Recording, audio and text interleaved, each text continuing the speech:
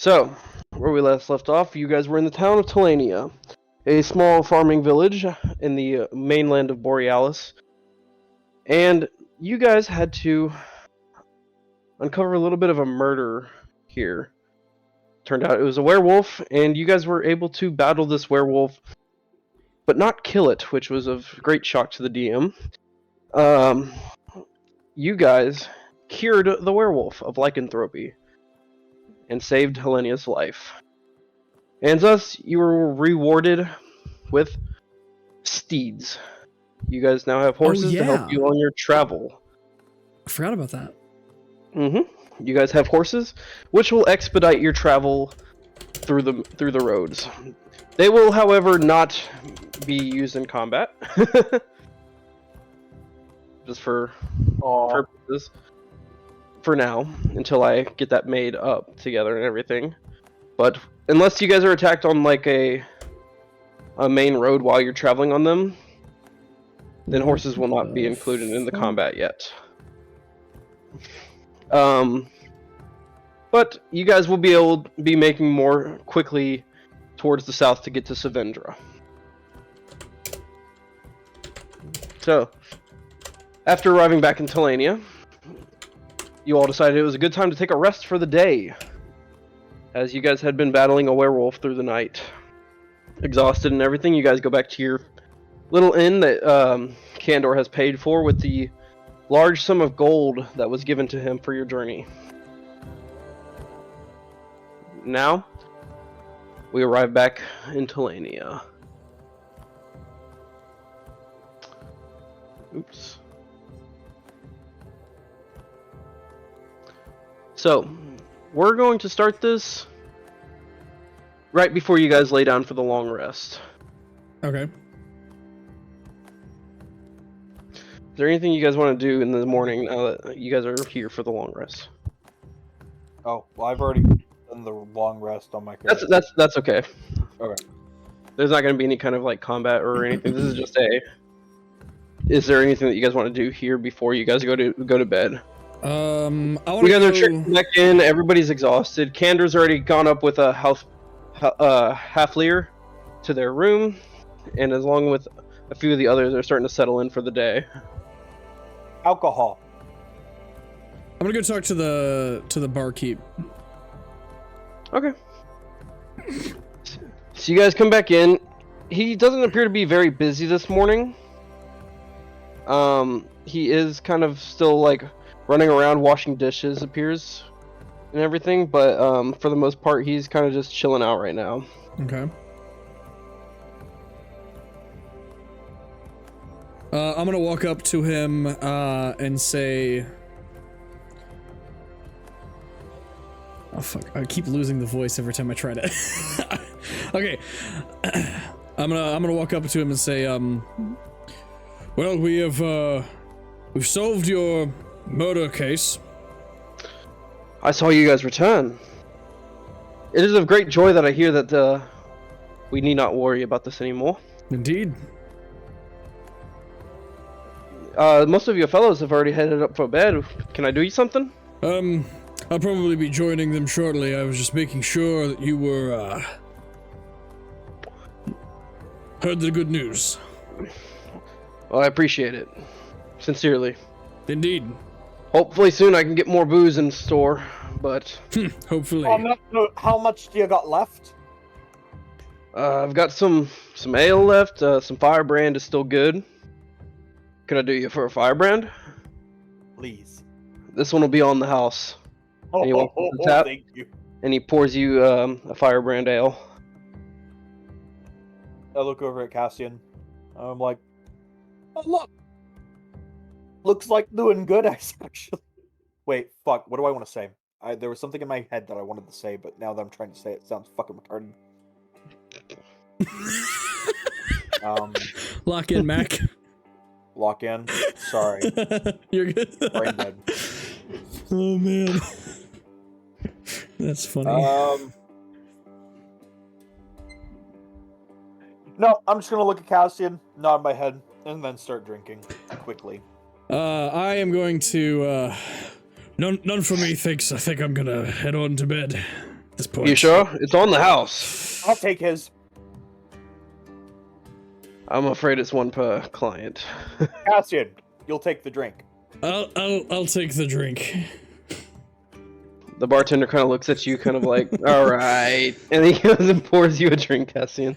I'm gonna drink about a quarter of it, and then I'm gonna hand it to Pax.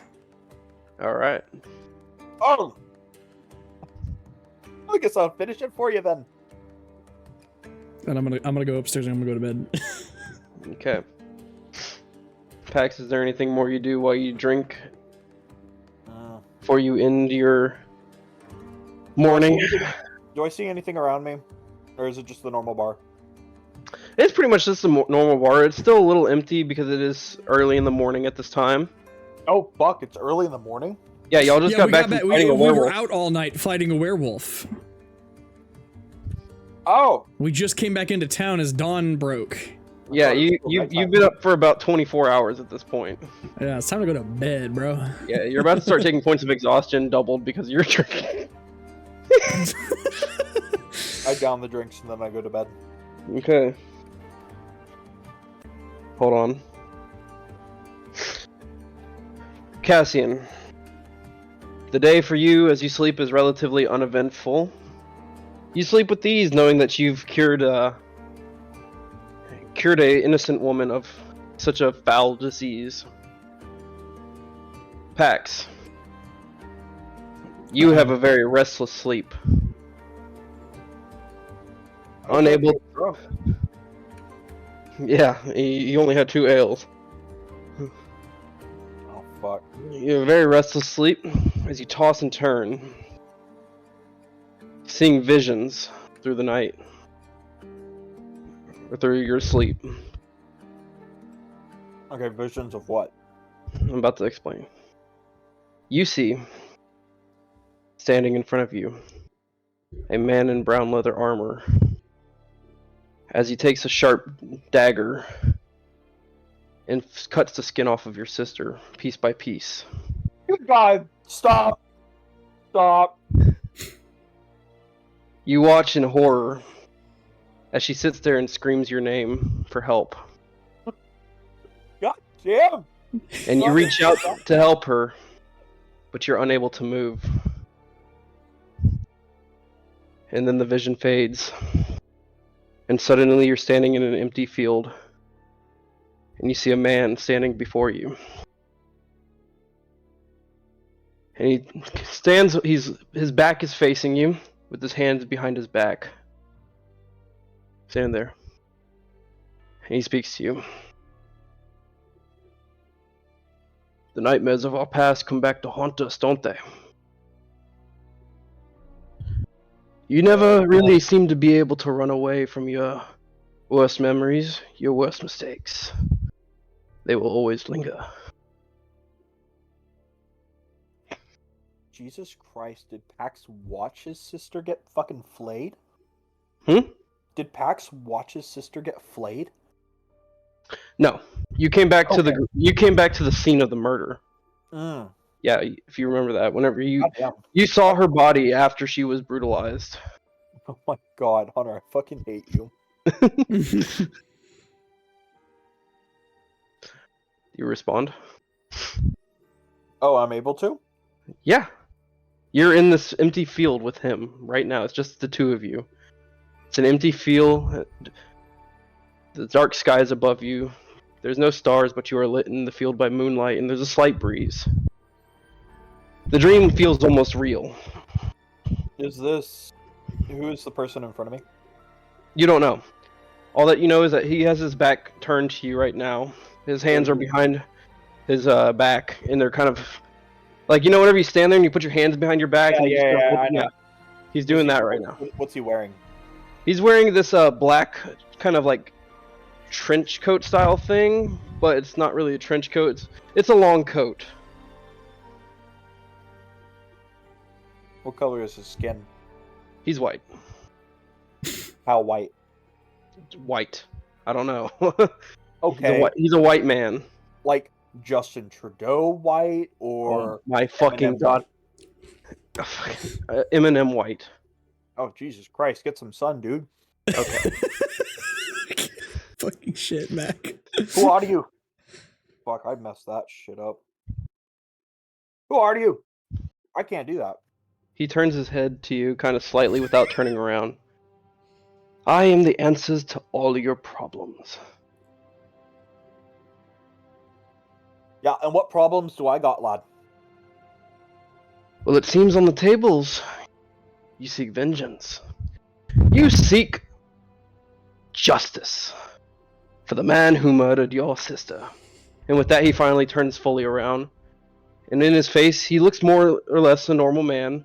He has a short, stubbly beard. His hair is nice and trimmed. He's wearing a nice, kind of like almost like a gown. It's black kind of satin under his coat. And he looks very well put together.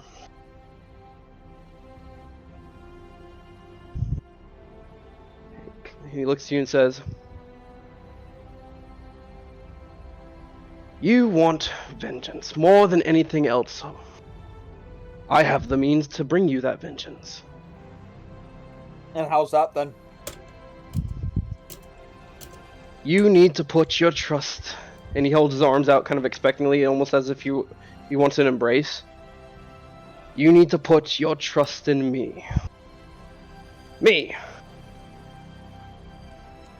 I seek nothing in return, for I too wish to seek vengeance. And he puts his hands behind his back, looking at you, waiting for a response. I wanna, like, cock my head. You are confused, are you, dwarf? Hang on. Shit. Fucking 2 seconds. 2 seconds, I'm sorry. You're good.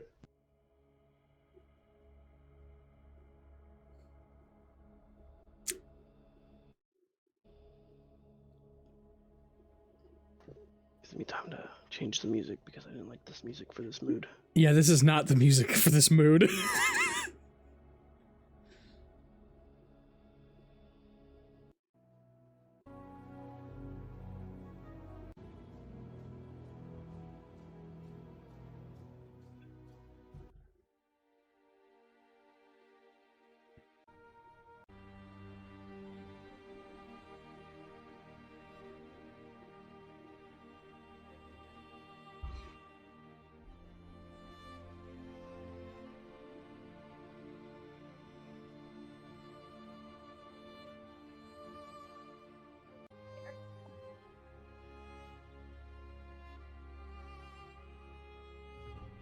Sorry, I was negotiating the wife to get me some Miller High Life.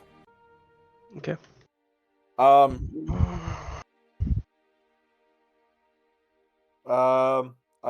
look at him. I won't ask many questions. No bullshit though. Tell me what it is exactly you want. We'll The keep same this thing as explained. you. I want to see you take vengeance on your sister's murder. I want you to be the strongest you can be. And with that, he kind of snaps his fingers and the scene changes. And you're standing in what appears to be the aftermath of a volcanic eruption. The ground below you is obsidian, and out of the rock seeps a lot of lava flowing into the ocean. And there's a strong, dark smell of sulfur in the air, and the clouds overhead are blotting out the entire light. It's a very dark scene. Would I recognize the And place then- as a dwarf? Make a history check. See, I'm trying to ask questions. Learn more about your world. You're doing good. Yes, you would recognize this to be the Lake of Obsidian, just south of Savendra. A land that nobody travels because it is so dangerous and deadly. A land that is made purely of fire and mountains of lava, and the ground below you is made of obsidian. And as you're standing here, and your lungs begin to tingle as you're breathing in this toxic air. And then he steps aside and kind of gestures for you to follow him. You said you wanted vengeance too. Who's it you want me to kill? Not me who wants vengeance. It is you, and I am here merely to give you the means to take your vengeance. To an Are you exact. fucking, Hunter, are you fucking with me? He literally just said that he wants vengeance too. Hmm? He just said that he wanted He vengeance wants too. the means for you to seek your vengeance. Oh, I thought you said that he wants the same thing No. as me. I want the same thing as you. I want you to have the means to take your vengeance. Okay, I was under... Okay, sorry. Continue. So he turns and he kind of gestures for you to follow him. I do. As he walks up, there's a point where the ground kind of drops down into a valley of fire and obsidian. And down at the bottom, you see yourself. And what you're doing is you're casting all kinds of different spells and powers. You're able to make the ground become liquid with lava.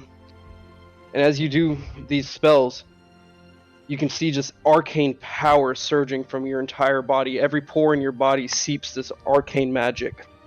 You can feel the intensity from the long distance that you're standing over the valley's edge.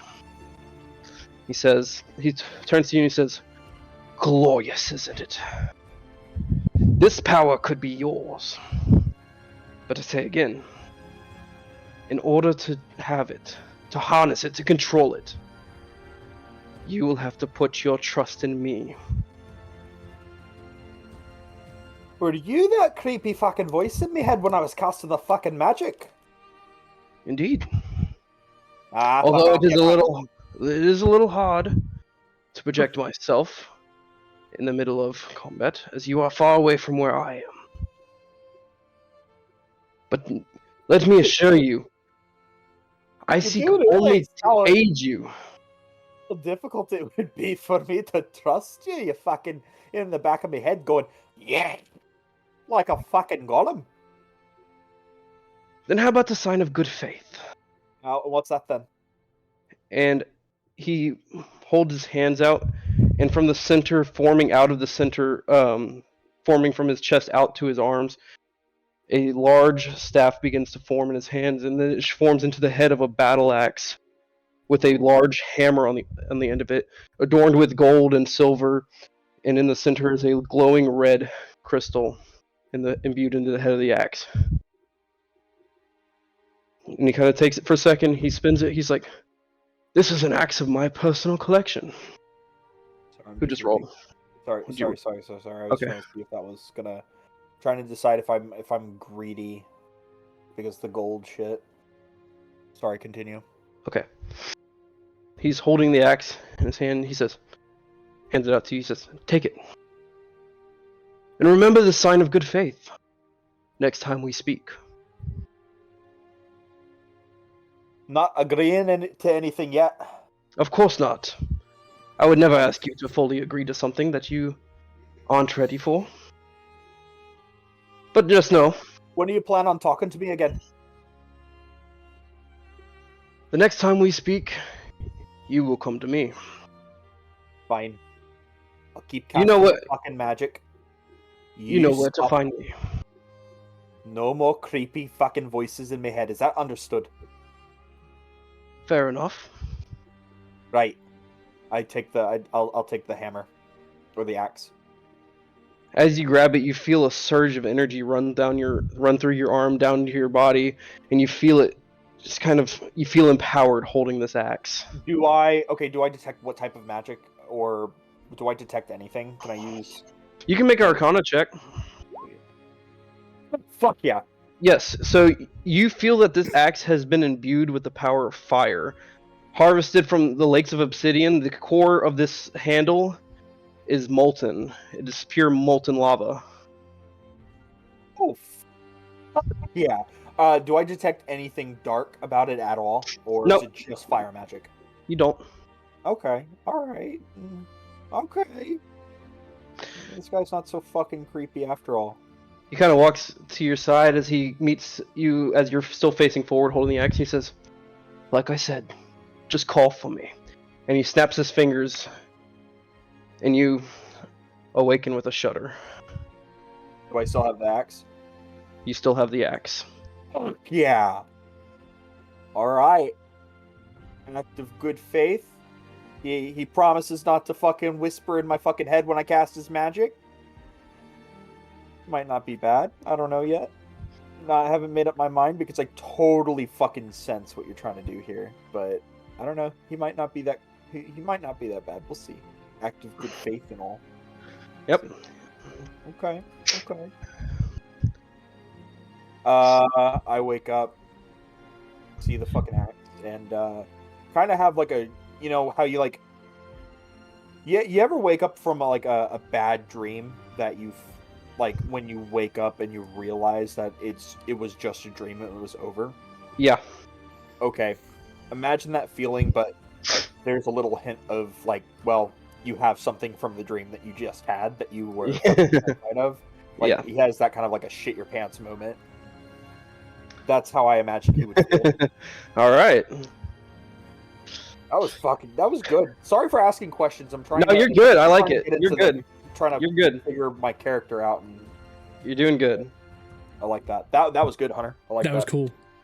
So you roll back to sleep. Wait for the rest of the crew to arise. So I go back to sleep. Yeah, it's not. That was in the middle of your sleep. Oh. Yeah. Is it a restful night after that, or? For the most part, yes. Okay. Sweet.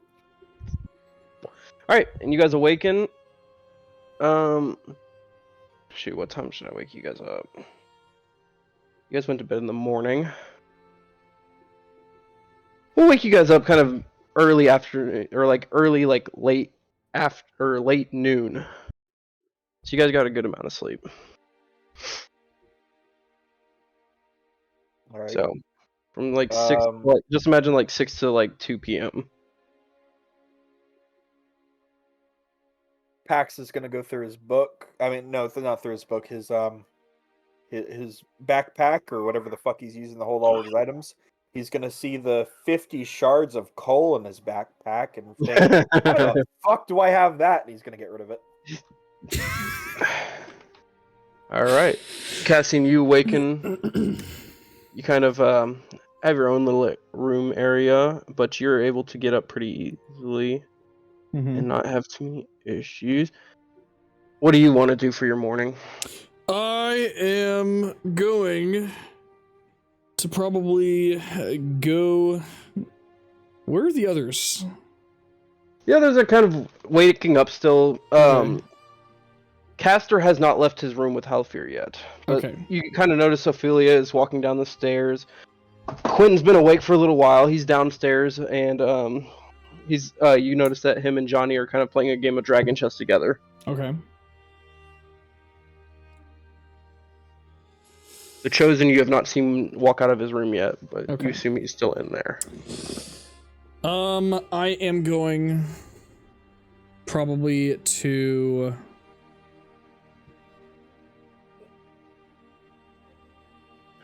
hold on while I put this into max inventory. Just keep going. Yeah, I'm thinking. Yeah, I'm probably gonna go get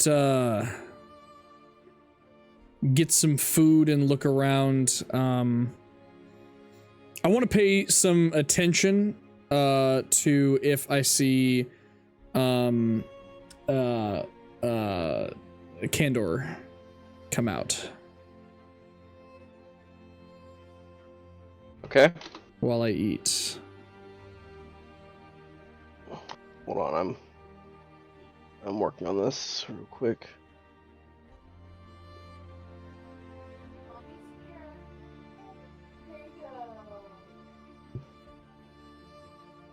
While you're doing that, Hunter, question, out of curiosity, I'm not throwing my book away, but would the battle axe also count as one of my like a focus? No, it is not. It is not an arcane focus. It's just a magical weapon. Okay, just wondering. Okay, so as you grab your breakfast and everything, you do notice Candor walks down the stairs. Halfir not far behind. Okay. And did you want to do something? I would like to talk to Candor. Okay. And I'm gonna just come up to him. Well, that was quite a night we had. He sits there kind of shuffling for a second, a little uncomfortable. He says, yes. You'll have to forgive me for my temper last night. I just can't stand the thought of losing Halfleer. He's very important to me. I can tell. I do understand that.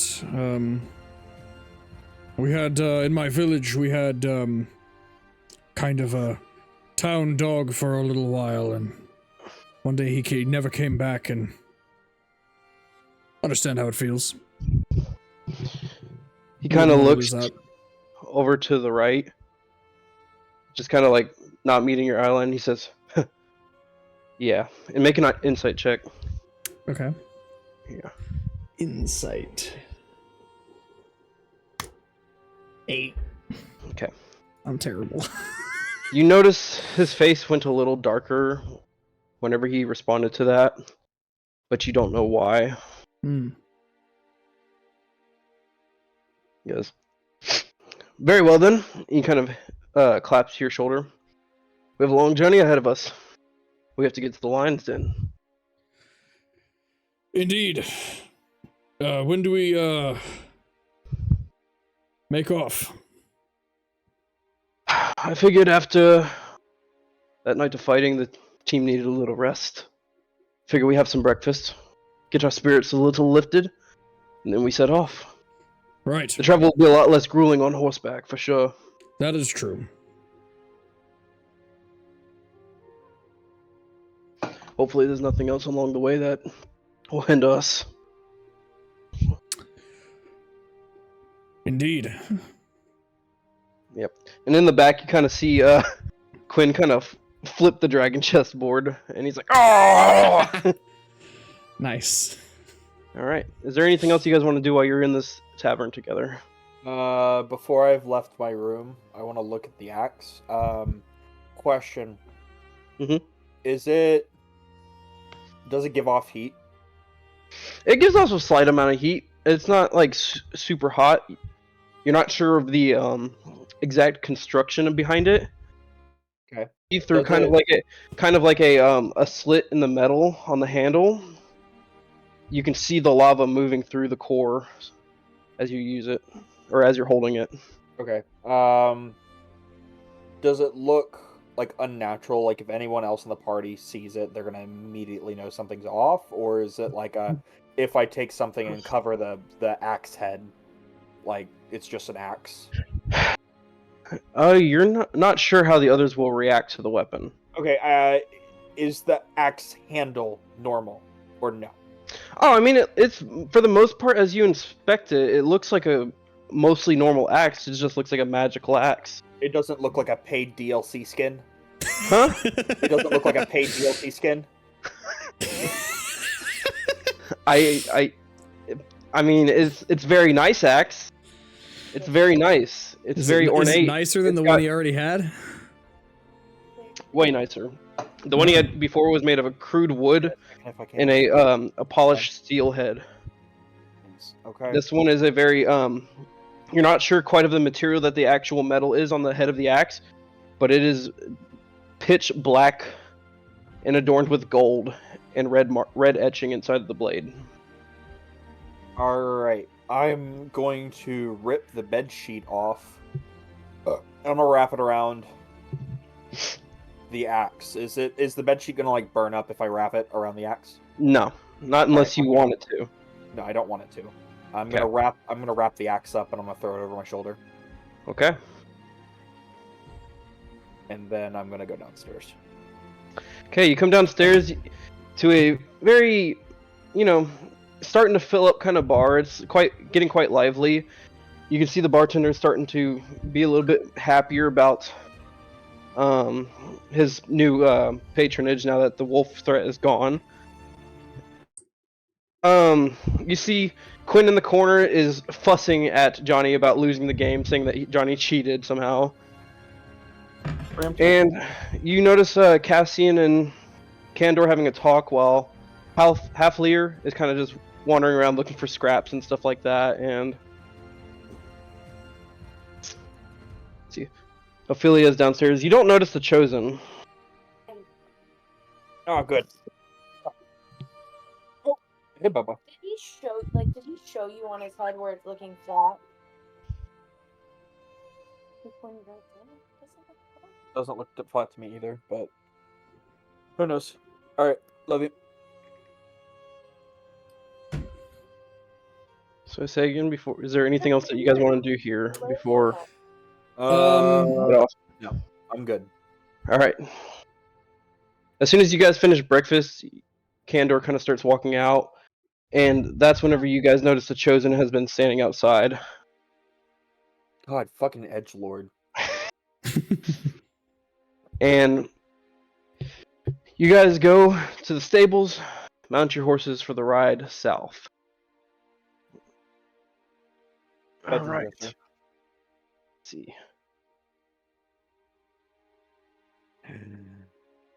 Does every party member get a horse, or? Every party member has a horse, yes. Oh, yeah. Awesome. I'm gonna name my horse. Whores. No. I name my horse Princess Pony Petunia. That's canon now. I hope you know. I'll put that in the fucking thing whenever I give you guys your horse tokens. Princess Pony Petunia. So you guys travel the road south on horseback. It's relatively a lot quicker on horseback, for sure. And in the distance, you guys, through the flowing grass and everything, you feel the chill starting to leave the air even further. And in the distance, you see these somewhat medium-sized walls and torchlight glowing in the distance. And from horseback, Candor goes to yell to y'all. The Lion's Den.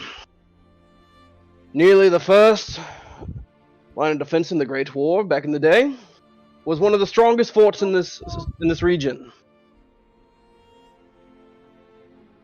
It has thus been since converted into a small city in some ways.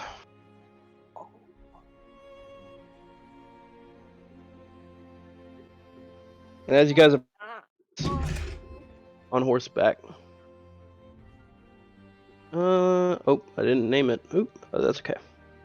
That. If we're going into a city, can Cassian start this one off? I have to go clear off the countertop so that my wife will cook. Yeah. If I have a second, I can do it right now. Yeah, sure. What did Mac name his pony? Princess Pony Petunia? Yeah. Okay, good. Just making sure that I've got that right, because I have added that to my notes. Oh, I wasn't going to say this because it'll break his heart, but don't get attached to these horses. Yeah, I know. I wasn't planning on it. There's a chance that they may not last forever.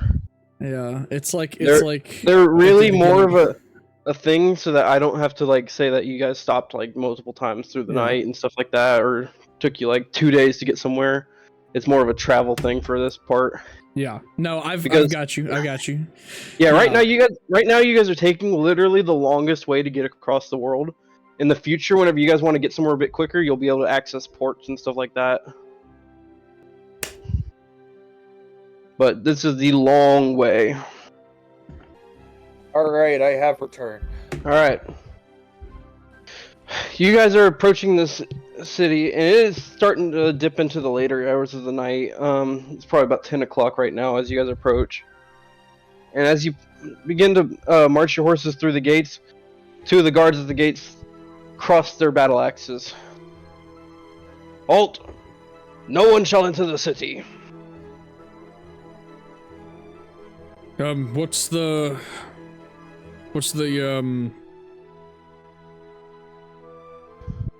deal with that? I don't know how to... Kador, wait, hang on. Kador is he's our man, though. Like, kind of the de facto leader of the fucking Fangs, whatever we're called. He should be the one talking to the guards, right? I mean, you guys can still yes, talk. but we You can guys- still there's no- talk, Pax, because, you know, we are the ones who are the players. Anyway. What is the problem? A sickness. A sickness. Yes. We are under orders not to let anybody in or out of the city. What, Oh, don't worry! I'm vaccinated! what kind of sickness is it? The guards kind of look to each other, kind of unsure how to answer. No one's really sure. We just know that if you catch it, you get spots all over your body, and then you begin to cough up blood after a day's time. I see. Well, that does not sound good at all. Although it's a disease, you say. It is.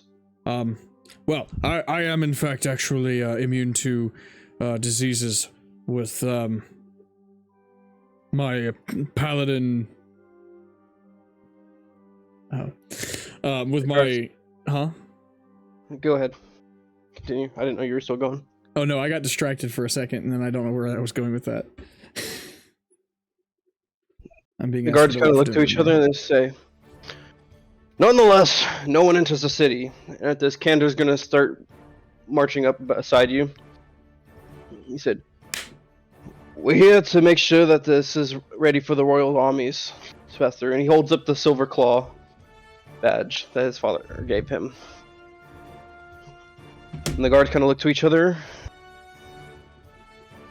And they raise the axes.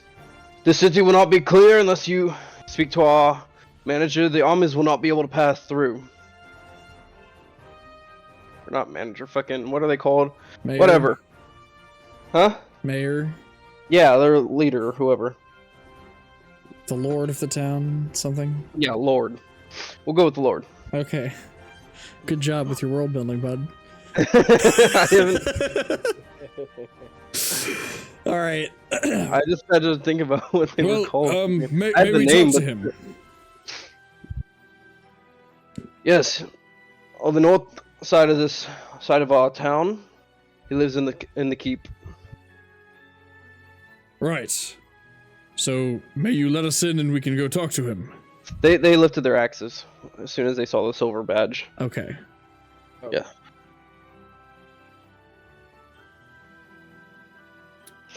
And so you guys are able to walk in through the gates. All right.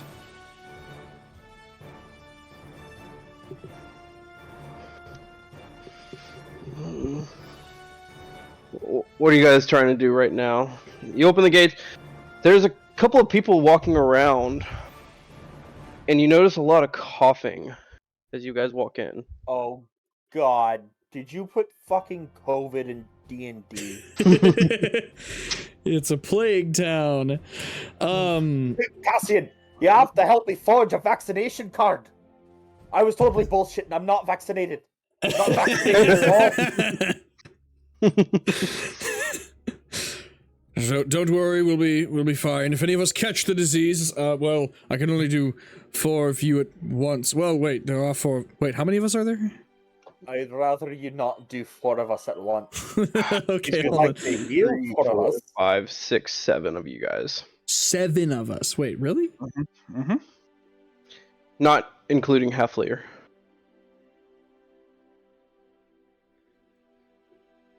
Oh yeah. Yeah. Yeah. Okay. Well, I would be able to cure most of us. Potentially. And as a matter of fact, over short time, I would be able to probably cure the vast majority of us. So it shouldn't be a big deal for us. So, to the keep, I would imagine we might have to try to get to the bottom of this. This will definitely not do for our armies marching through. Kandor looks over, he says, "Yes, we need to make sure this place is safe enough for the royal armies to get through." And as you guys kind of get off your horses and dismount and everything, you tie them off at the gates. You guys walk through this place, and you see a lot of doors closed and everything. Nobody's really out and about. There's a couple of people like wearing like cloth over their faces and stuff like that, and you can see a big burned pile and the stink of flesh coming off of this burned pile.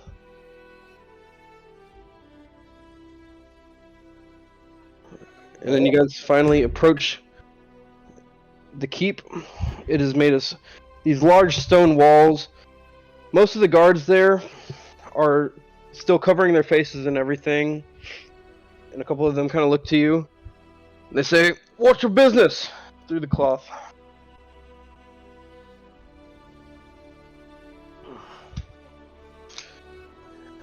Kander kind of looks over to them and says, "We mean to speak with the lord of this town."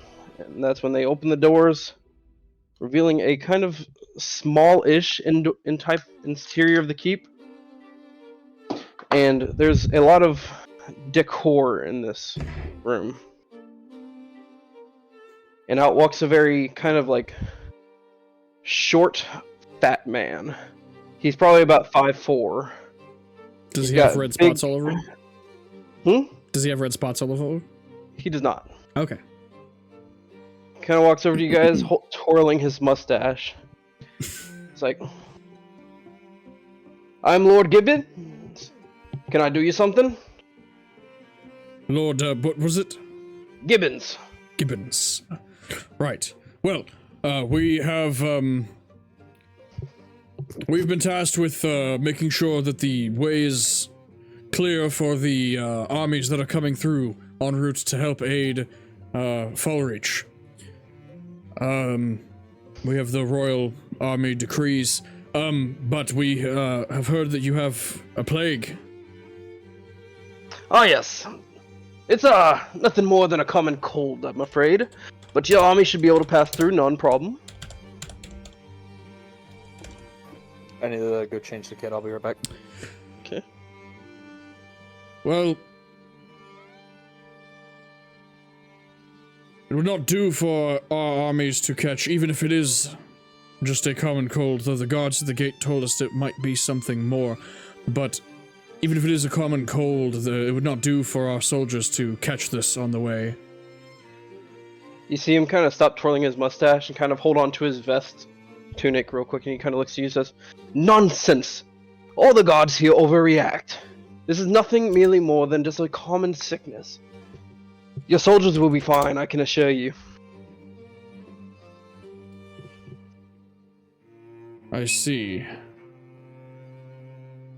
And how long has this cold been going on? Oh, I'd have to estimate nearly a week. A week, right. So not that long, that's good. Well, would you be able to then allow our armies to pass through here, assuming that, we may take a look around town and make sure that, the illness is not going to spread to our troops? He kind of looks to you. You can kind of see his face kind of turn for a second. He says, "That will not be necessary. I assure you, your armies will be safe, and there is no need for you to look into matters that you have no need to." Well, the armies are a day behind us regardless. We have nothing else to do.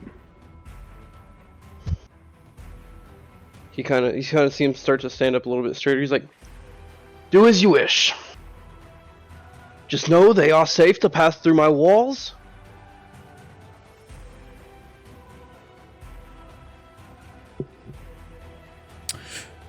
Right, well, in that case, thank you for your time. And he kind of like turns his back away from you and closes a big double door set behind you.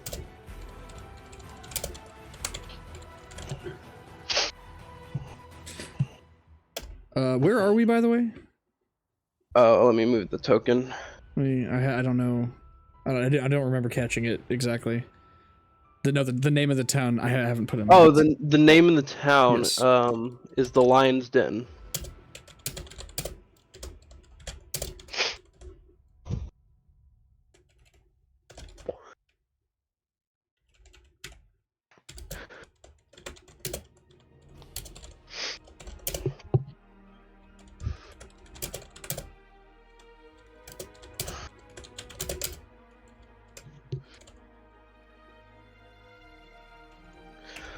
Okay. Candor kind of turns to you and says, "Well, he was most unpleasant." Indeed. Almost seemed Funny. like something, either he's trying to cover up or hide or... Not entirely sure, but whatever the case, let's have a look around. I don't know how much I believe what he has to say. I'm of a mind with you. Ophelia from behind you guys says, "Man, not nice. Very mean. Very mean." Yes, And- indeed. Kind of a jerk. So you guys begin to walk the town a little bit. And as you walk, it seems that you guys start walking through. You notice Johnny kind of like grab a little handkerchief out of his pocket and cover up his mouth and everything as he's walking, and he looks disgusted. There's people you walk by, and they start hacking up blood, just like like it's the worst coughs that you've ever heard in your life. And the place just smells of illness. Ew, gross. Hmm. And that's finally whenever you guys get to sort of on the edge here. Let me make sure. D-map.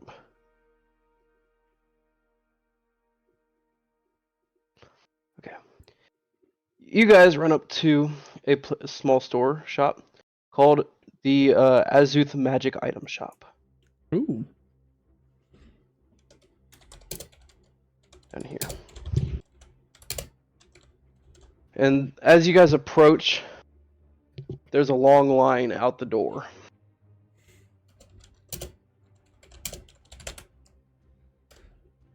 I'm gonna come up to one of the people in line.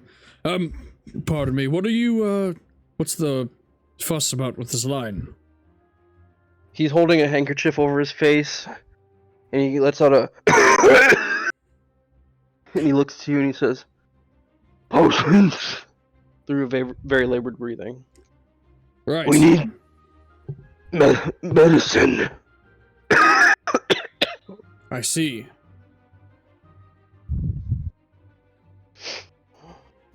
The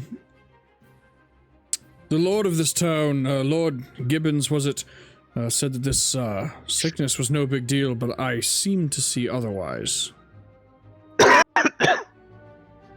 Lord Gibbons cares nothing for us. He has locked the doors since the sickness arrived. No one is allowed inside the keep.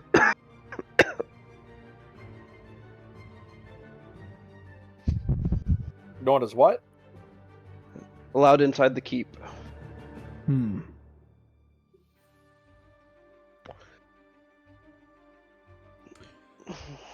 Right. Let's see. Would I have seen anything like... You know what? Yeah, would I have seen anything like this at my church? Make a medicine check. Okay. Because I was there for a long time and,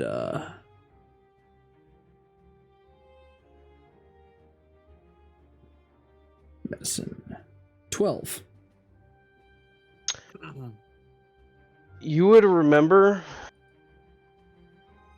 that some of these symptoms coincide with 3 different diseases. And that those 3 diseases require a certain flower. Each one of them has a different ingredient, though, within the potion that is required. For the cure? All that you know is that yes. All that you know is that it requires a certain flower for each 3 of those diseases. A certain flower, and then combined with other stuff for each disease. Yes. Okay.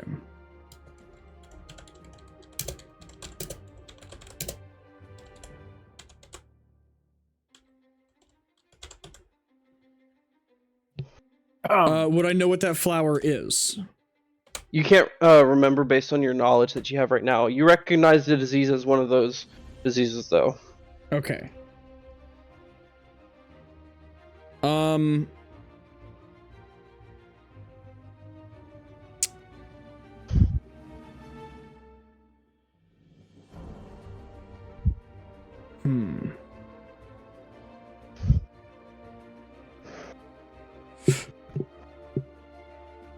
Well,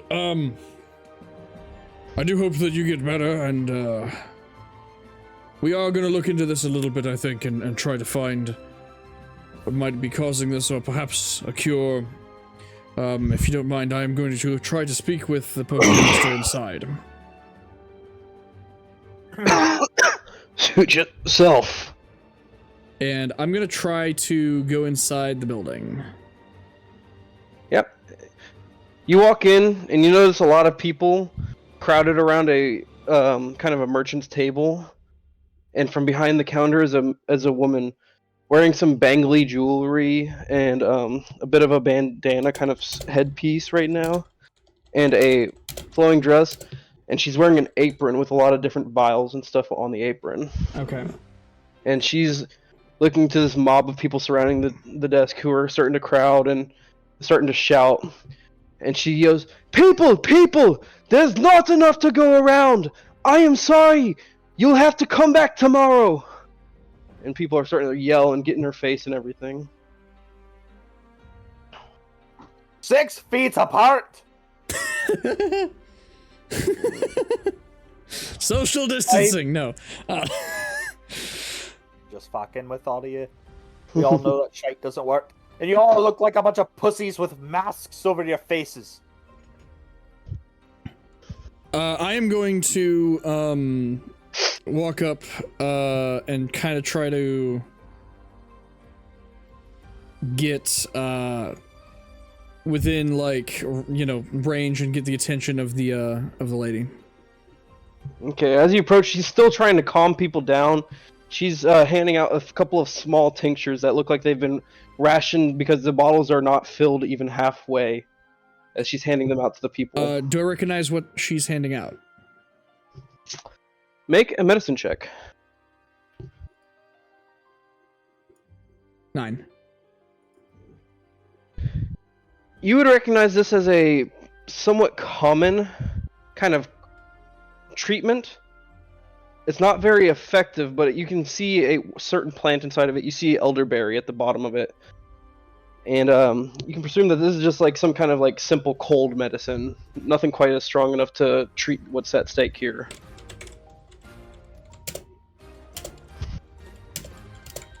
Okay.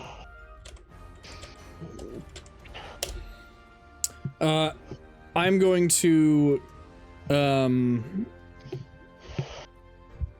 I can't really get her attention, there's just too much going on? Have you tried to get her attention? I just said I would like to try to get her attention. Oh, okay.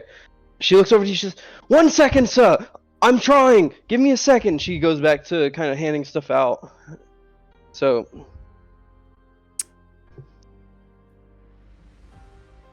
I'm here to offer any assistance, and we're gonna try to see what this might be in terms of this disease. She stops for a second. She says, "Truly, you're here to help." Yes, we're here to help. She wipes her hands off. She looks over to a younger girl across the store, and she says, "Mina, take over!" And Mina is a young blonde woman with soft eyes. She's wearing the same apron and everything, and she walks over and starts handing out the tinctures. She says, follow me. She takes you into this back room where what you can tell is a lot of boiling pots and stuff like that with flasks and some potion stands and everything. And a lot of just ingredients thrown around. The place looks a mess because she's just been non-stop making these tinctures. "How do you intend to help us?" as she says, kind of wiping her hands off still. Well, I wanted to see first and foremost if you had information on what this might be. I honestly have no clue. I've never seen the likes of this before. People come in here with these blue spots on their face, on their hands.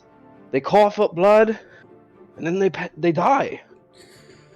Right. I have actually seen this, something similar to this at least once before. I don't really remember exactly how we cured it, at my temple, but, I do know that it requires a certain flower. I'm not sure that I remember it off the top of my head, but I might know it if I saw it. Well, if you have anything, we'd all be grateful. Of course, if you kind of have an idea of what you need, you can check my library here. It has ingredients of all sorts of nature. And she kind of pulls out like 5 or 6 books. This is everything I have on flowers. Right. Pax, why don't you... I'm gonna stay here reading this for just a little bit, see if I can maybe find some information on this flower. Why don't you go, either try to find more information on where this might have come from. With something this big, I'm not sure we might be able to find an origin. Are you fucking kidding me? Look at the fucking streets. It's just a fucking disease. It doesn't. Does it give off any magical effects or anything? The disease? Yes. Make an Arcana check. Oh. Ooh.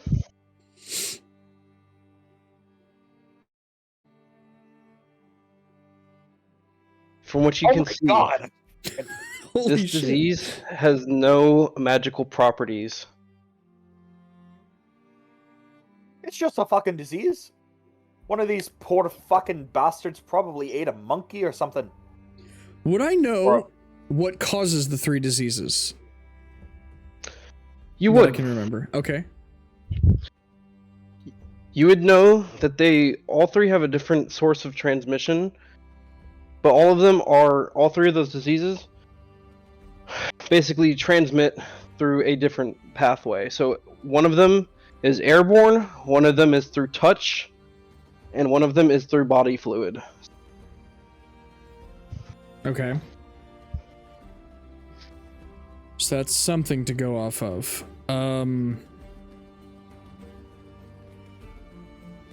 The carriers for these diseases, all 3 of those diseases, can be carried by a multitude of animals. Most likely going to be pigs and birds. Pigs and birds. Okay. Pax, why don't you try to find out if there's been anything lately? Any kind of weird meat that they might have... Hold on. Sorry, I just read my notes.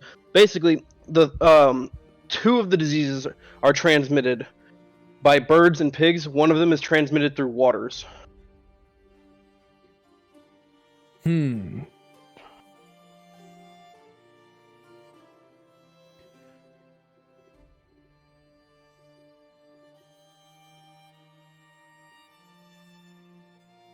Would I have a way, or would... Well, maybe... this is... Okay.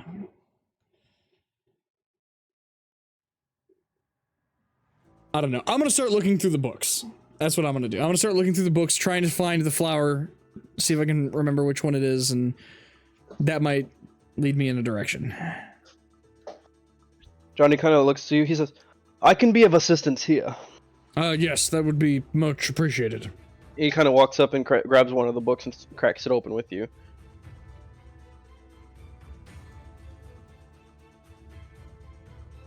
Pax. What is Kador doing? Candor? Andor.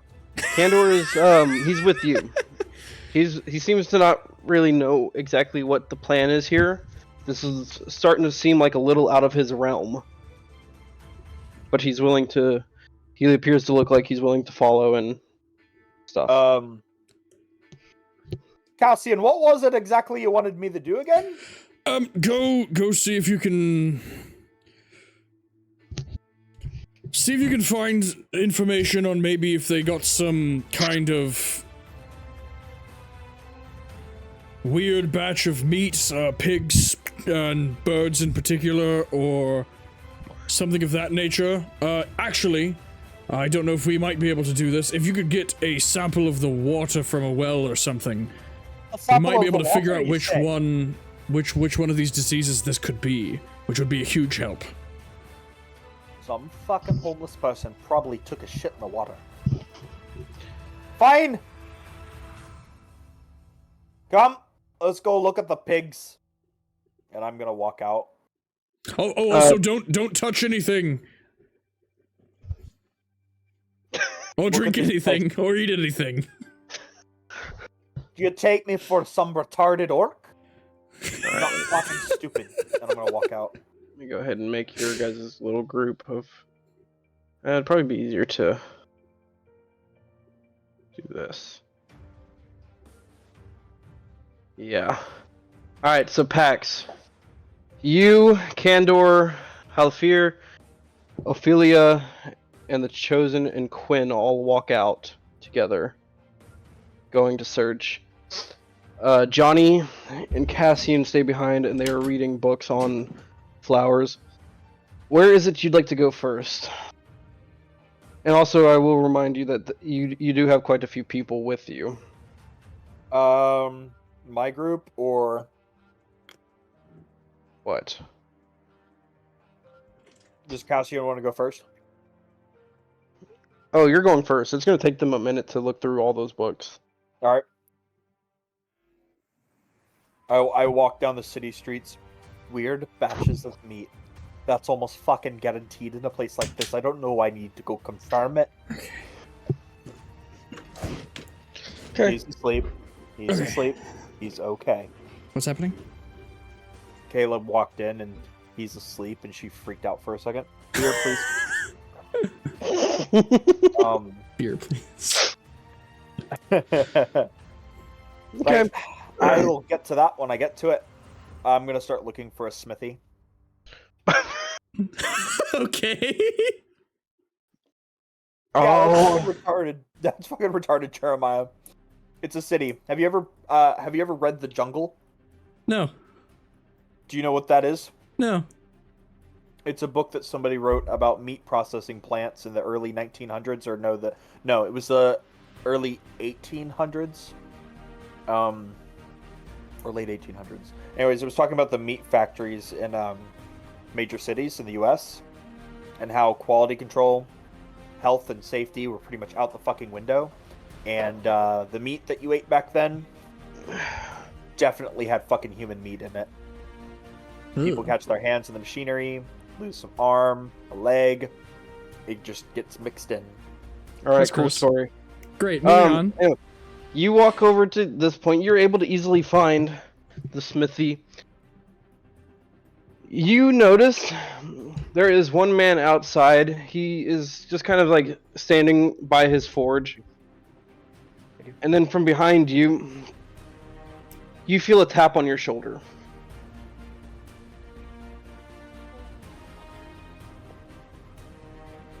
I jump and turn around. You see a small young girl, and she looks at you and she says, "You're short." Am I taller or shorter than her? You're about the same height. Who's taller, me or her? Hmm? Who's taller, me or her? You are.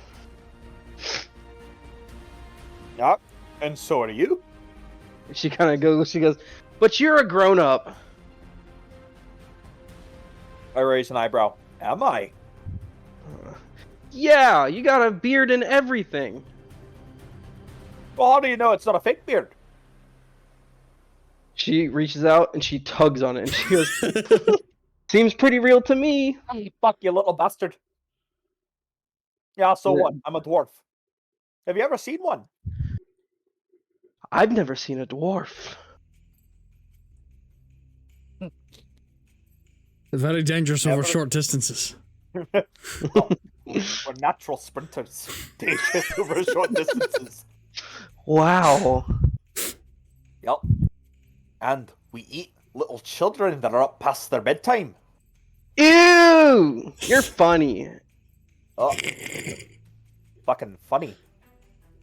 Hey, do you know... wait, am I already at the smithy? You're just outside of it, yeah. Okay. Little girl, what was your name? Cassandra? Cassandra. Yeah. Do you know where the grown-ups go to drink? The grown-ups usually go across town to drink. I'm not allowed over there. Have you got any parrots? That's my dad, and she points to the blacksmith. Ah, very good. He's a smart man, not letting you go near there. Yeah. He's been really sad lately, though. Oh, I'm sorry to hear that. Yeah. My mom died of the sickness a few days ago. Died of the sickness. It was very sad. She didn't wear her mask, did she? No. And then at this, the blacksmith is gonna look up. He's going, Cassandra, here, come here. And you see her look. She turns her dad. And she kind of like, coming, Dad. And she turns to you and says, "Bye, dwarf." And then as she turns to walk towards her dad, you notice that she puts her arm into her elbow and coughs as she walks away. Oh, fuck. Oh no. Well, that's depressing.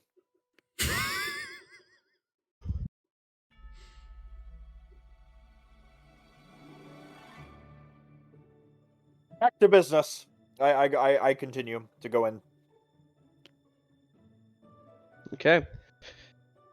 You see Cassandra's father kind of turn to you. He's very you can tell he's weathered and old. He's got some really calloused, big meaty hands. His beard is kind of like singed in certain places, and his head is shaved bald with a little bit of just like stubble on top of his head. He says, "What can I do you?" How close are the others to me? They're right behind you. Oh, fuck. Well, You can tell them to do something, or I'm a turn 'em. If you're not wanting to get sick, I might step out the door. okay. Quinn kind of turns to you. And says, "You're right. This place is disgusting." And he walks out, and Philia says, "Sick, not good," and she goes with him. The Chosen kind of sticks around for a second, looking at you. Fuck. Oh, Said, he kind of throws his hands up and walks away with the others. And they walk off into the different directions through the city. alright, I'm gonna look back at the blacksmith. No offense, I just needed them out of the room. I needed to show you something. Let's see it. I'm gonna take my axe out, and I'm going to take the bed sheet off of it.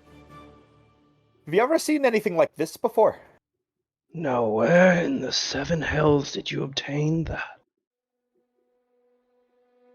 May I see it? Would you believe me if I told you I got it from a dream? I can't say I would. May handed it to him. I see it? He grabs the axe, and you see him looking at it. He says, "The craftsmanship. I've never quite seen anything quite like this." He kind of runs his hands along the blade, and as he does so, he barely touches the blade, almost like he's going to go check the sharpness.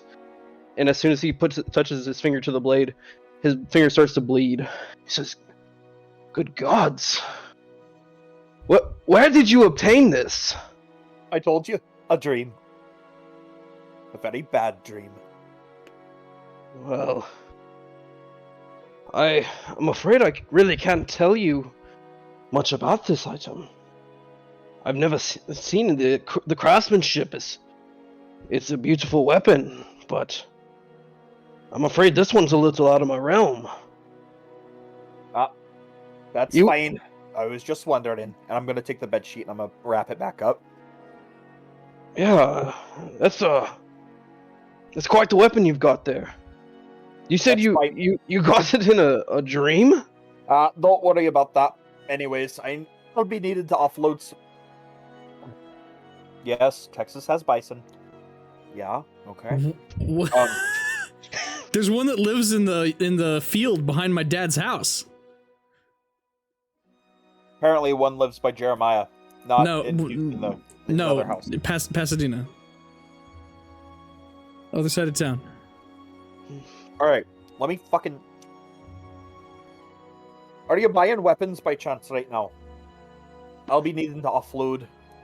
Well, I don't think I'll be using this shoddy thing. And I take out my two-handed battle axe and my one-handed battle axe. Yeah, I mean, What do you mean two-handed battle axe and one-handed? You only have one battle axe. A battle axe is a battle axe is a versatile weapon. It means that you can either use it one-handed or two-handed. Oh, I get it. I didn't know that I had. Okay. Yeah. Oh, you should have caught that then yesterday when I got the fucking two-hander stuck in the tree and then I started using the one-handed. I thought I had two different weapons. Oh, yeah, no. I think that as a DM, there's too much going on, and he forgot he stuck it in a tree. It's all good. It's all. I've been there. All right. How much would you give me for this? He kind of holds it for a second, kind of taps the metal onto the anvil, just not really like hard, but just to listen almost. Holds the blade up to his ear. Yeah, I'll be honest with you. This one's a little shoddy. It's handle's worn to shit. Blade is chipped. Sharpness is not there. For this weapon, maybe 10 gold, 15. You're not a very good negotiator, are you? I'll take 12. Yeah. I'd give. Wait. You said 10 or 15. Of course I'm going to say 15. That's why I said you're not a very good negotiator. I'll take 12. Sure thing, 12 it is. And you see him kind of take it, and he immediately lops the head off the axe and throws it into a like a heating source. I'm just gonna melt this one down anyways.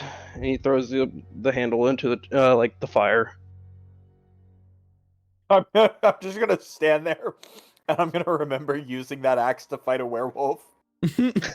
Like, I'm not even gonna bother telling him. Alright, so I get the 12 gold. Yep. Oh, one more thing. Can you look at this for me? And I take out the silver axe. No, the silver dagger. That, as the name changed, it went from werewolf back to...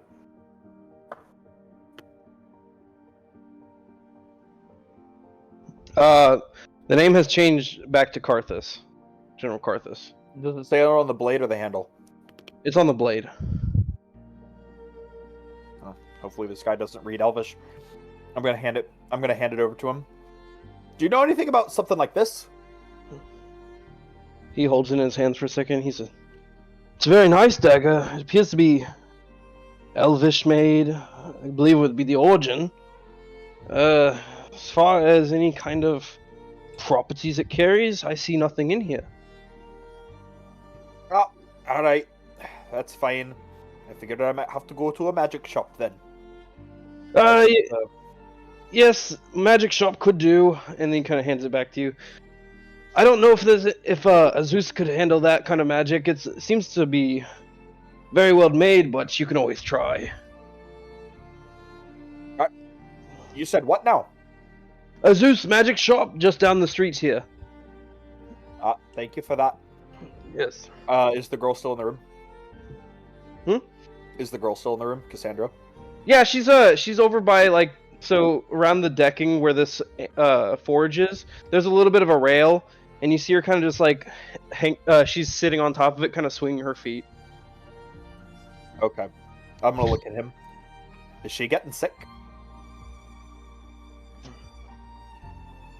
He kind of stands there and he puts his hand on the tip, and he goes, "For her sake, I hope not. I hope not for my own. My wife just died a few days ago from this sickness." Well, I'm sorry we came into town a little too late. I have a paladin friend that might be able to help you. I'll send him by later. But... fuck. I guess we're gonna be helping y'all out. Can you tell me where the town gets its imports and exports? Where those are... 1 second. Fuck. What's the word? Stored. Distributed. Distributed. Yeah, that's what you want.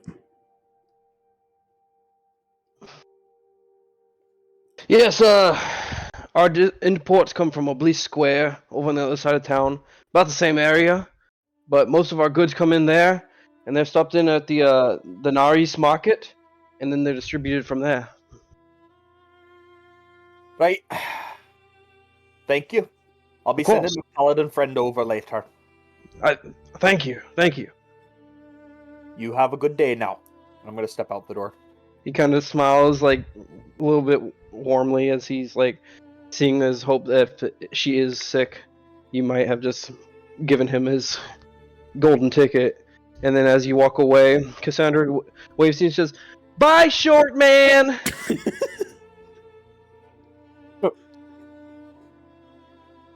Dwarves eat children that are up past their bedtime.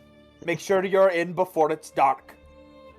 And she playfully like swings her legs over the railing, covers her face, and she screams, and she's like, "Ah!" and runs inside. Alright, I'm gonna walk over to the magic shop now. Do I see the rest of the group, or did they all fuck off? I was only mean to the Chosen, not the other two. Yeah, I mean, they're all kind of like dispersed now. They're all trying to complete the task that was given to them. So, can we ping where he showed me I need to go for the imports and exports? He didn't really tell you where it was, but he did say it was in the same area. This is the square that he spoke of, though. And then the market you would be able to easily find in the center of town. Alright, and where was the magic shop? Down here.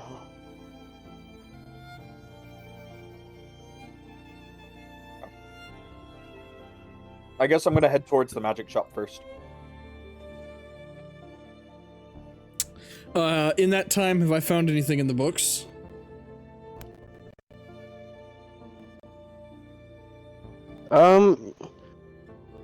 So, in the books, you've begun to narrow down a potential flower. Go ahead and make me a medicine investigation check. Make both of those checks.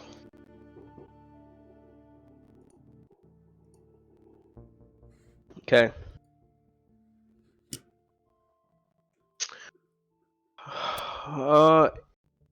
Okay. In the book, you notice that there is a single flower that is cured to treat diseases just like this, that are covered in spots and also with the cough. You've narrowed out the factor that it couldn't be, what was it called? Corellus. Can't be Corellus sickness. But you're starting to come in on your final conclusions that it's probably Ceruleans. Ceruleans is a virus that creates blue spots, a violent, dry, bloody cough, and eventually death when the organs shut down. Okay. As far as the flower, you haven't quite found what kind of flower it is, but you now know the sickness. Okay.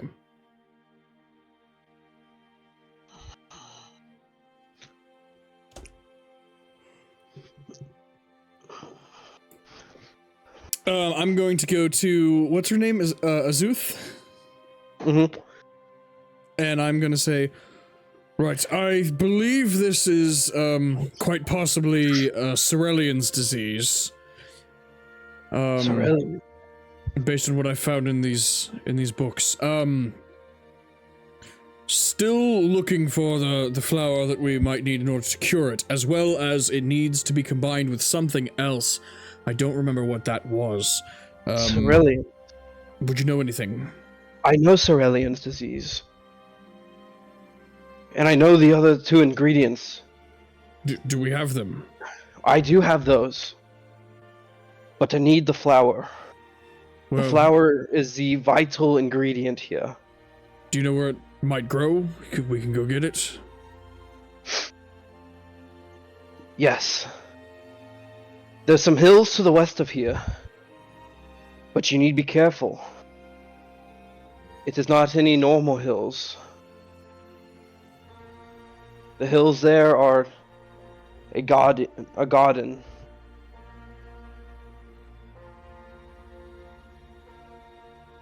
I see. Many who go to pick their flowers in these hills, for some reason, don't return. Hmm. Most tend to avoid going to pick the flowers. Interesting. Well, I suppose we will go to these hills and find these. What flowers am I looking for? They're very short flowers. They grow close to the base of the earth. They have blue and yellow petals and a red center.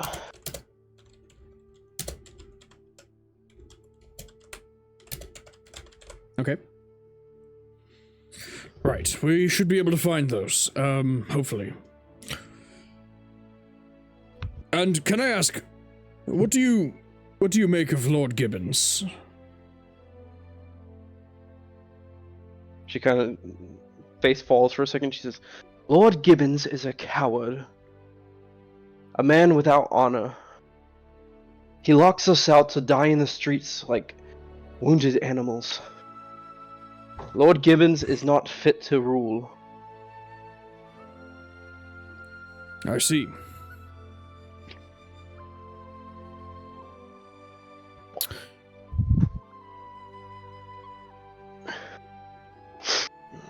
That seems to be the general sentiment around town, I guess.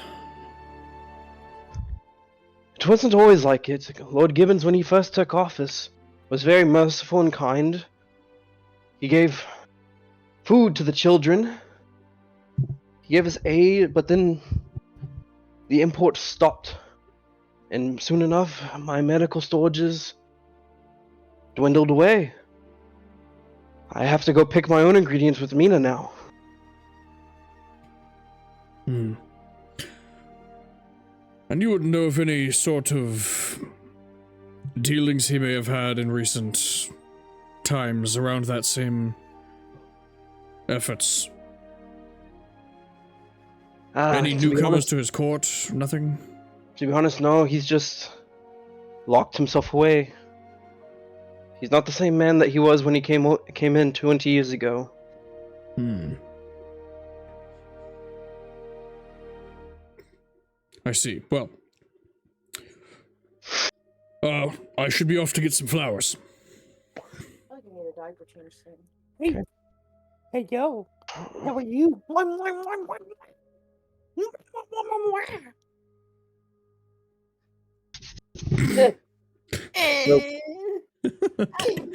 As you leave, Pax walks into the store as you're getting ready to walk out. Right, Pax, we've located a cure for the disease. We have. Oh, we were at the magic shop, and I asked him where the fucking magic shop was.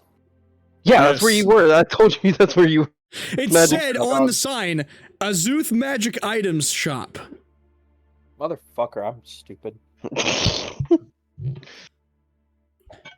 Pax, we found the disease. It seems to be Cerellian's disease, and we need a short flower that's blue and yellow with a red center that can be found at some hills nearby. But there's something odd about the hills. I'll definitely be needing your help to go see what's up. There might be danger. That's fine.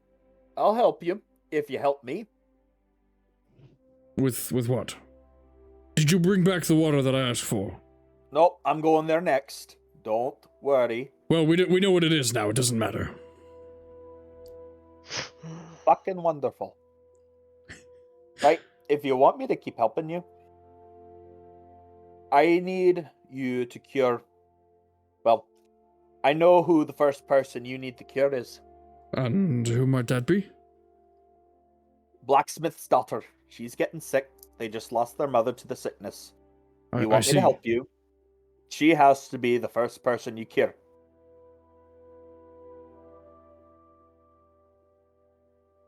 Deal? Kind of surprised you're the one asking that, but yes, of Fuck. course. Off. It's a bit out of character to see that you actually have a heart is quite interesting. I'm gonna squint my eyes at him, like, really hard. Your eye. Oh, that's right. I keep forgetting I have one. Hey, you only have one eye, buddy. Well, at any rate, I will absolutely be willing to help. I spit on my hand, and I hold it out to him. I guess I do the same and grab it. Congratulations, you're both sick. I'm just, Oh. I'm just kidding. I'm immune to being sick. I'm just kidding.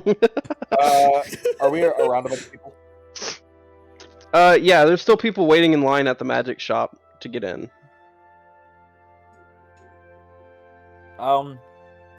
Fuck. So I'm probably not getting to get to talk to her or anyone in there in private, am I? I mean, you can try. We have other business to attend to first. That's fine. Well, we need to bring back the flowers to here anyway, so That's fine. Let's get going. Then. let's make for these hills. Okay.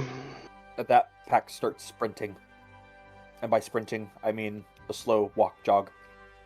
But And I'm able to keep up with him by just casually walking. So you guys, the two of you set off.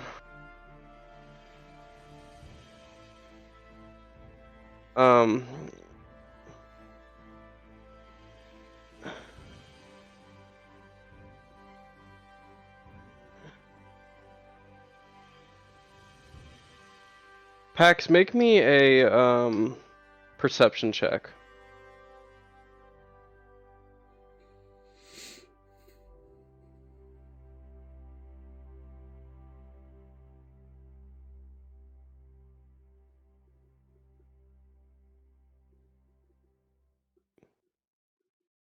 Okay.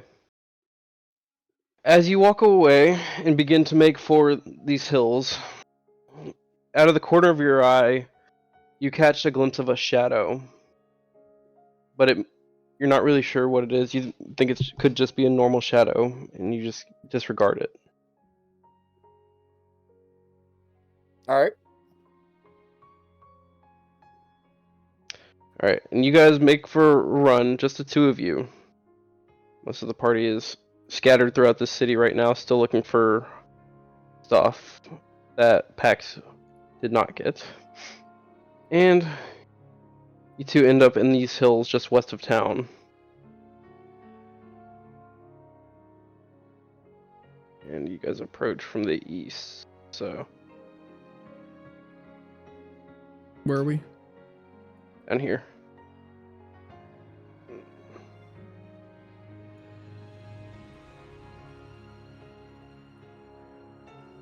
Okay. Oh, there's two of them. There's two of me. Oh no.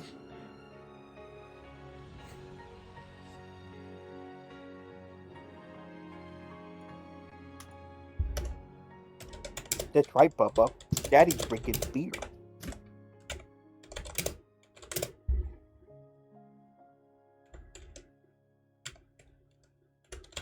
Okay. So you guys are here now? What would you like to do? I want to start looking around for these flowers, I guess. Okay. So you start making your way towards the center hill here. And as you get to the top of this hill, you see a bunch of these flowers. They're growing on every single top of these hills that you can see. You're able to easily find them. Okay. They're only growing on the tops of the hills. You can see. Okay. I want to, before I start picking them, I want to take a little bit of a look around and see if I can see anything out of the ordinary. I'm just looking for anything that might be the reason why nobody comes back from trying to pick these flowers. Make an investigation check.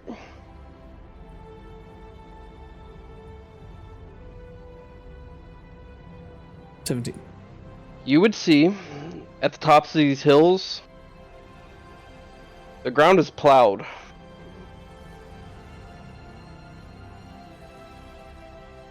The ground is plowed, like the ground that the flowers are growing on. Yes. Interesting. Wait, like they're farming the flowers. Mm-hmm.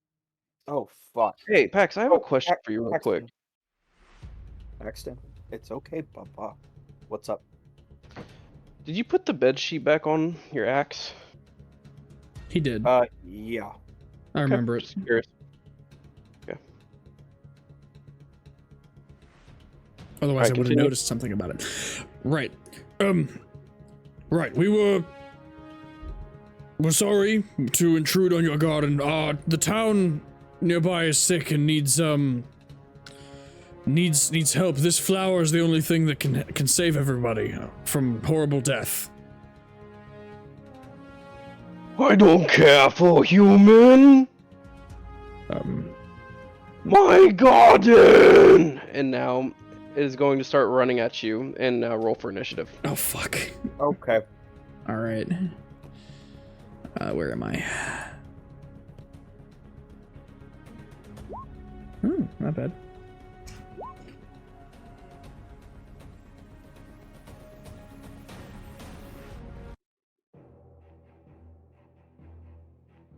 Oh, you're gonna have to roll again. Or wait, what did you guys roll? 17 and 17? Okay, I'll just delete these off. Why do we have to roll again? I just pulled up the thing, and it still had yesterday. Okay, cool, awesome. Oh my god. We all rolled a 17? Bullshit! What? How? All right, got a little dice. Hold on. Alrighty then. I have to see something. What the fuck Right. is the probability of So- that? Cass, What is the probability of a D20 rolling 17? Yeah.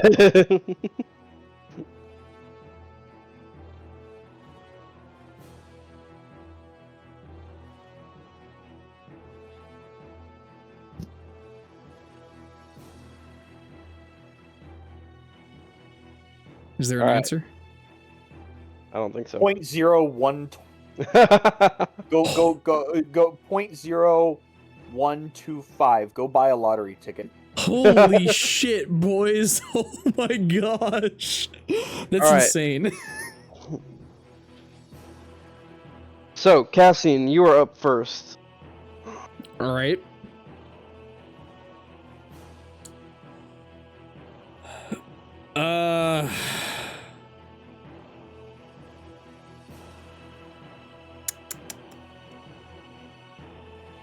Oh shit, let me make sure this isn't checked. I am going to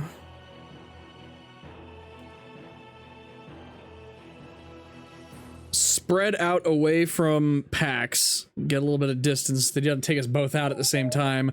And I am going to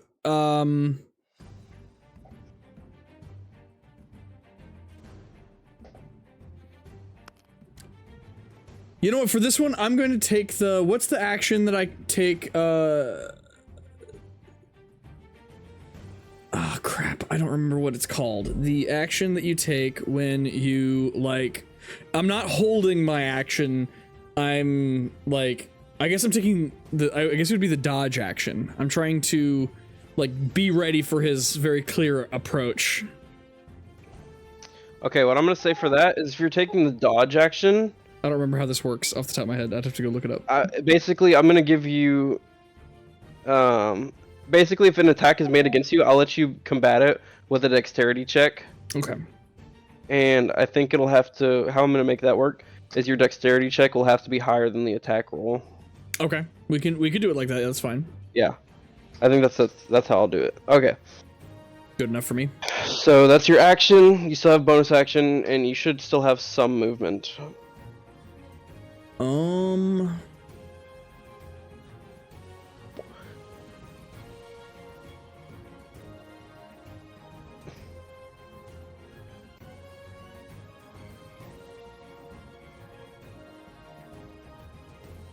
That's it.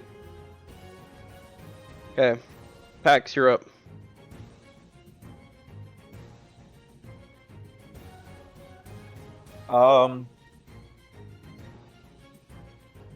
Gonna move here. Bubba, it's okay. Move here. I'm going to Let's see.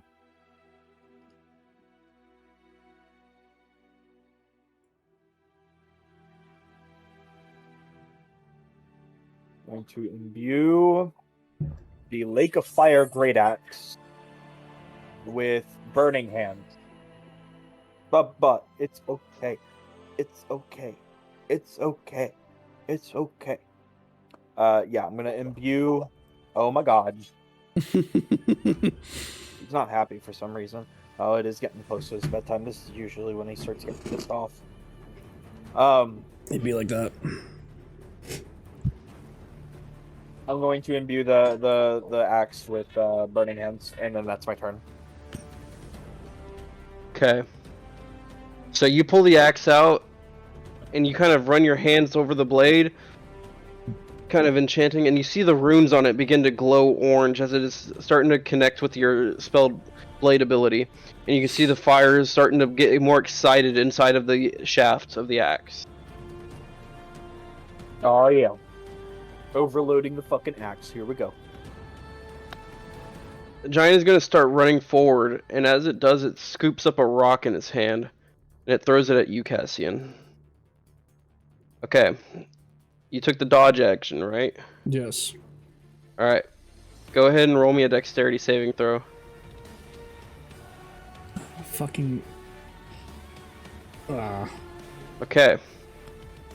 So in one hand, the giant runs and scoops up the rock, and then using its momentum still running, throws the rock over its head, and it connects with you square in the chest. And you fall back 10 feet, laying flat on the ground. And you take 12 bludgeoning damage. Jeez. Cool. And that's going to be the giant's turn. Cassian, you're back up. You're prone on the ground right now. All right. Well, I guess I'm gonna stand up. Well,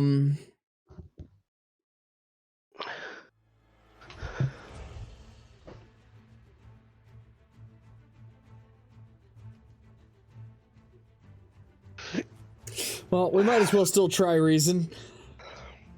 I'm going to say it's a giant, I guess, right? Or whatever it is. I'm gonna say, look, we just wanted to help this village out, or whatever, the city. Is there anything we can do to maybe pay you? No people in my garden! If you let us go, we'll never come back. You break garden, I break you! Fair enough.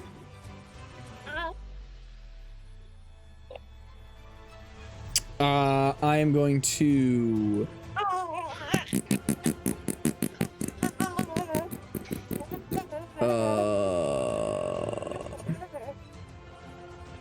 Hold on, what does this do?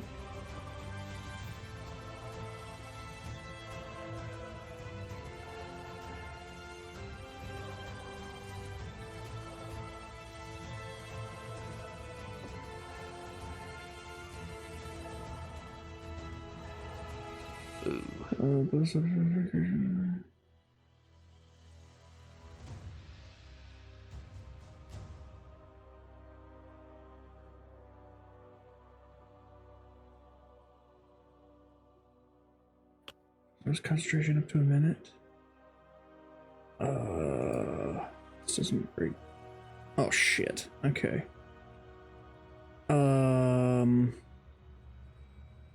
Fuck. I wanted to do something, but I don't know if it's gonna work that well. Alright, I am going to cast Sacred Flame. Or am I far enough? Am I close enough for that? Hold on. Okay. What's the distance on this? 50. Okay, yeah, I'm close enough. 50 or 60. I'm just about. Well, I'm gonna. I'll tell you what. I'm gonna just make sure by coming back up here 15 feet, and I'm going to cast Sacred Flame on the guy.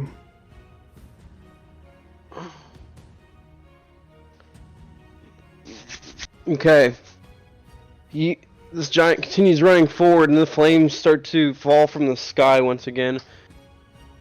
But it just lands right beside it, not quite close enough to the giant to hit it. Damn it. All right, is that your turn? That's my turn. And what did you do? You just did Sacred Flame, and you should still have a bonus and your movement. I moved 15 feet and I stood up, Okay. so that was my movement and bonus. That's my turn. All right, Pax. Yep. Your turn. Wait. Do you like rocks? It's gonna pay you no attention. It is right now running towards Cassian. Do you like rocks?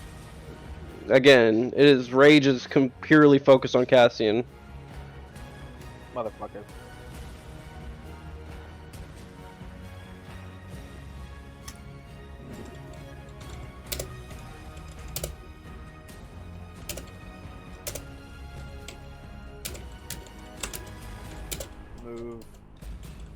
Move right here. Can I try one more time? As I'm running towards it to try to I get guess it. so. You can certainly Do try. you like rocks? Rock fun. Rock fun. Oh boy. Can I try to get its attention so that it will stop running for a second? You can try. I will say, just to give you an idea of what you're dealing with, this is not an intelligent creature at all. I know. And it's pretty just like riled up. So it might take quite a bit to get its attention of any kind. Hit him in the face. No. Hang on. There's something I actually. Do you know what a dwarf is? It looks confused as it hears you and just keeps running towards Cassian. I wasn't done. I do like a little dwarf dance, like hopping back and forth on one foot while waving my arms with the axe in the air, trying to get its attention. Okay. Have him make a performance check and call him a hitter. Yeah, make a performance check. It's either gonna work or it isn't.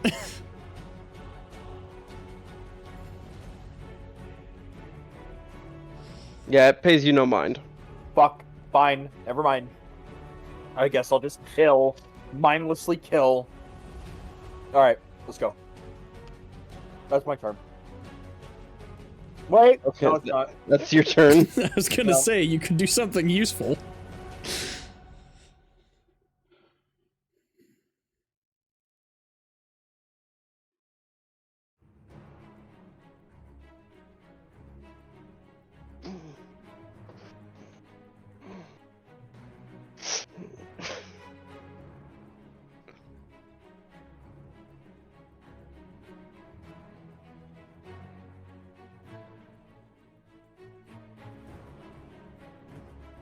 Okay.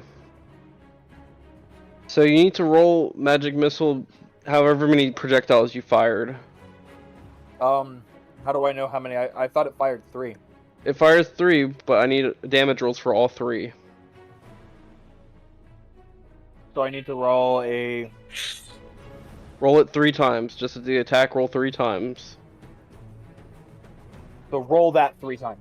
Yeah. Okay. Okay. The missile flies through the air as you release 3 out of your fingertips. And these darts kind of converge out and then reconnect as they catch the giant in the face. And it goes as it now has turned to look at you.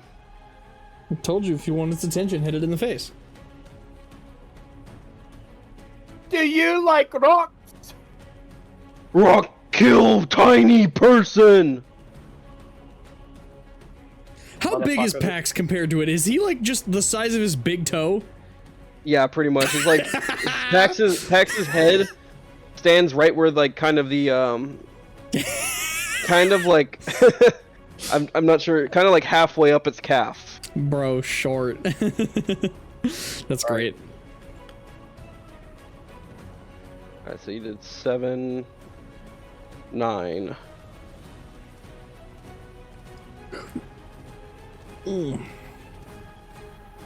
Alright, is that your turn? Yeah. Oh no, Alright, he's got Giant's the plague. gonna turn to you. Light snack! And it's gonna swing at you with this great club. Snack. Alright, Ooh. well, Paxton's gonna die. Paxton's gonna die. That was how much fucking damage? Hold on, I'm Yeah, rebalancing. buddy. Daddy feels the same way right now. I'm rebalancing, he says. Oh, man. Yeah. That, Hunter, is the reason why I have all my rolls hidden. Yeah, I meant to have them hidden, but Hey, I gotta go change him. He is fucking pissed. Okay. Let's see. Alright, sorry, I'm back. Does a 32 hit? No, it doesn't. It Just bounces kidding. off my... Just kidding. I'm just kidding. It's not that It bad. bounces off his massive cock, no. I rebalanced and 6 to hit. Well, that just seems ridiculous, but sure, yes. No, it does not hit. Alright. So it rears back its giant great club and it sails over your head, catching the brim of your hat. And your hat falls off of your head, revealing a very bald head, but you're just too short at the time for it to make a good connection. Alright. Cassian. Yes. What? Okay. I am going to go ahead and run up. Well, I'm going to try one last attempt at diplomacy here. Mr. Giant, we might be able to help you. I don't know if you need something, we might be able to. That's too many words for this thing. We help you. Yes? You Okay. give flour. I'm gonna go ahead and take a second. Mac, go ahead and make me a dexterity saving throw. Oh my god, no. Oh no. No. Okay, yeah, no.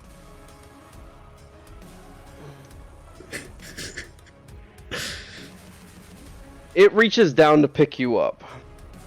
Oh no. But its turn was over. Don't matter. I'm making it just a narrative thing. It's quick. all of our turns at the same time. We all rolled 17. It's fine. Yeah.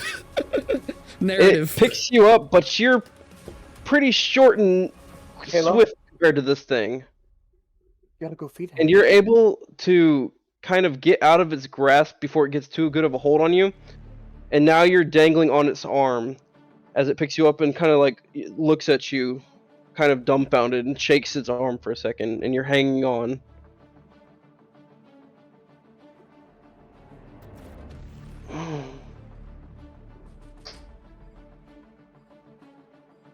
That's it. That's all he's doing. Yeah, he was gonna try and throw packs at you. Oh. Am I looking at him? You're dangling by his arm, looking him eye to eye right now. You So, like I- rock, yes? Rock fun smash tiny man! Oh, fuck. Tiny man make rock, so you crush other tiny man. Big rock. Go ahead and Any try rock. go ahead and try and make persuasion. I will say, yeah, make a persuasion check real quick, and I'm gonna make another check. Actually, no, that doesn't matter. No rock from tiny man, too small, and it starts flailing its arm even harder and harder, and what do you want to try and hold on to the arm, or do you want to try and let go?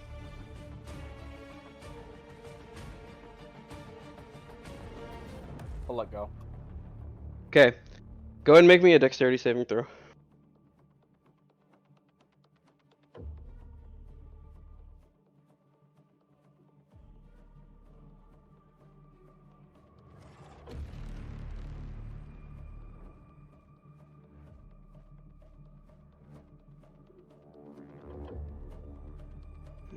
Oh no.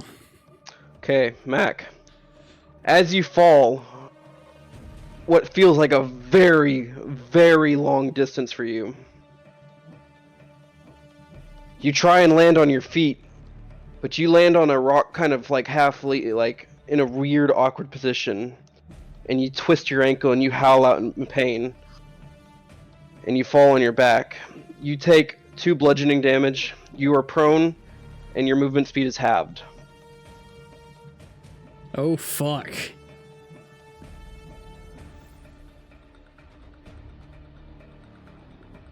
I didn't roll a fucking 1. No, you rolled a 3. It's not a Not whole lot much better.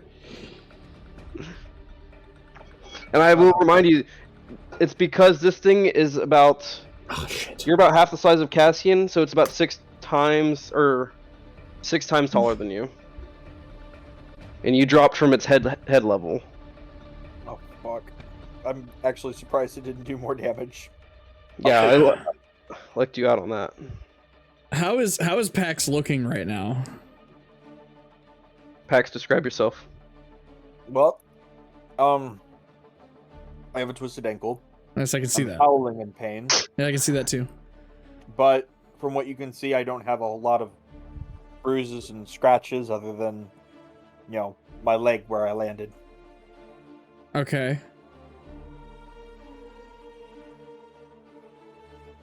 In other words, I'm in good health. Okay. Got it. I'm gonna hold on to... Okay.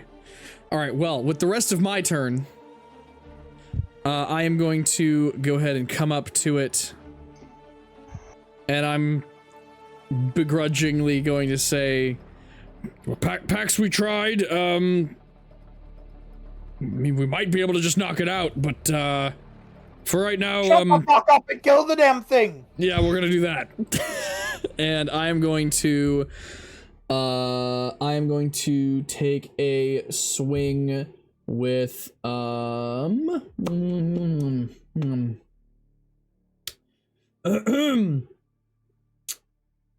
do a thunderous smite. I'm gonna do a thunderous smite. Kayla, are you gonna feed Paxton? Okay. Always make the attack roll before you make that roll. Okay. I thought that made the attack roll. For some reason, it didn't. No, Thunderous Smite just shows you the damage that you do Right, if you okay. connect. Yeah, I'm And you getting don't- used to you it again, don't- that's fine. If you miss with the Smite, you don't lose the spell slot. Okay. What'd you roll? 12. 12. You charge your sword up with this thunderous energy, and you swing it at this creature, but you arc through the air and just miss. Okay.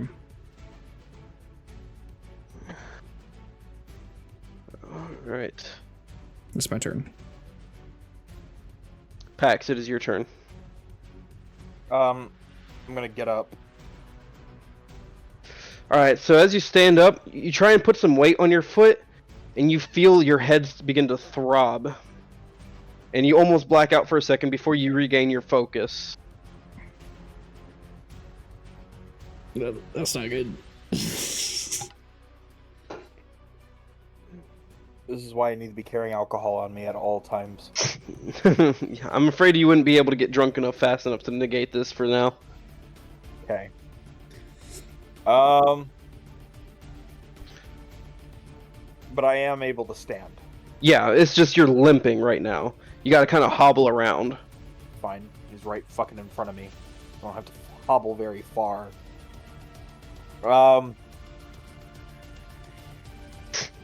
I focus on my fire magic, and I cast burning hands while swinging my Lake of Fire great axe. You got to make your attack roll first. Nope. So as you swing your axe, you arc it, and it just barely misses the giant as it stomps to turn to look at Cassian. Motherfucker. Damn it. Okay. Is that the end of your turn? You still have a bonus, and you're halved movement. You asked us about a bonus action. I don't have a whole lot I can do with a bonus action. There's a lot you can do. It's just if you have something creative, you can ask me and everything. It's just, but if you have nothing, you have nothing right now. So, I'm just saying you can ask me, like, if you try and think of something creative, you don't have to do anything if you want to hold your bonus action. But there are other options than just bonus actions that you see on your character sheet.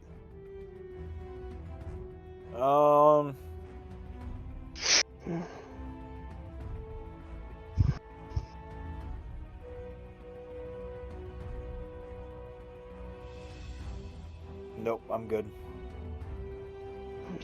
Okay. I don't have anything in my inventory that would be useful right now. Cassian. Yep.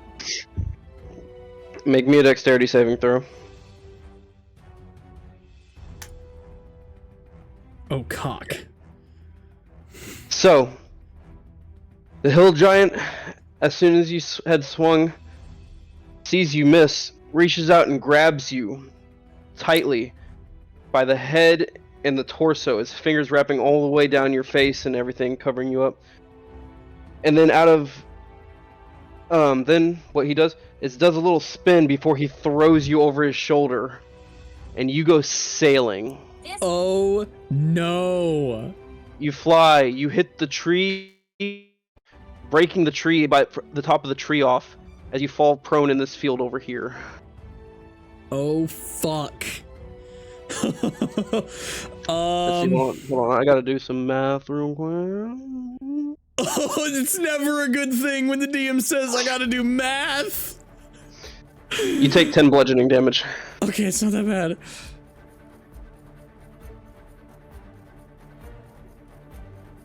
Alright, how many?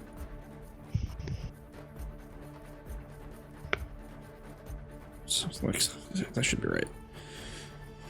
Okay. Holy shit. And that's the end of its turn. Cassian, you are prone on your back after being thrown through a tree on top of a hill nearby. Your entire body aches at this point. I'm gonna stand up.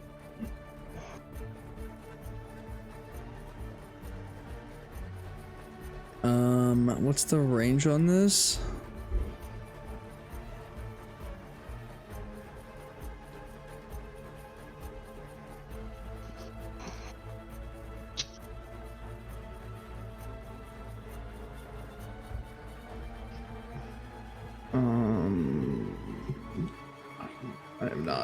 I am not close enough, and I'm not gonna be close enough. Okay, shit.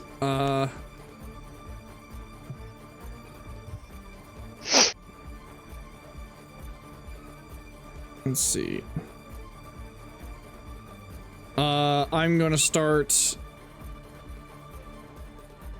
making my way back, I guess. And I'm gonna try.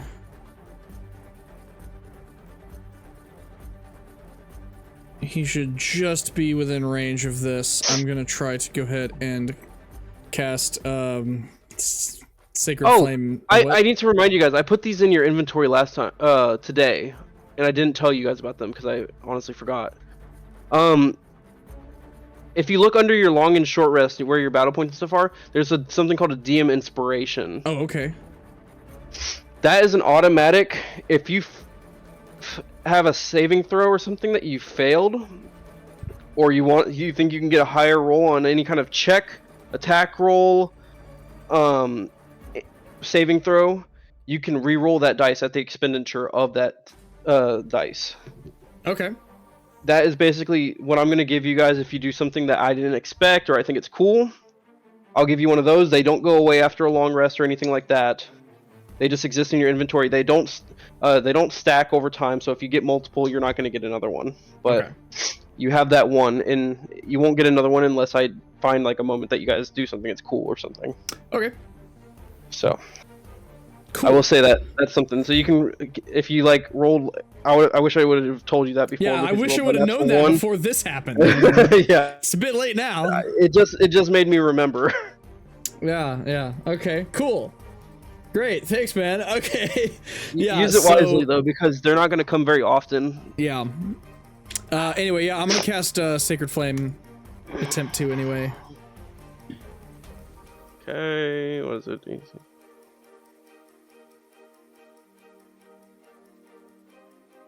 Okay. Once again, a streak of light comes down from the sky as it connects this giant right in the face, singeing most of its hair off, running down its back, and you can see the flesh on its skin starting to sizzle as you deal that 3 radiant damage. We haven't done fucking shit to this dude. I'm scared. It's not looking good. Alright, Pax, your turn.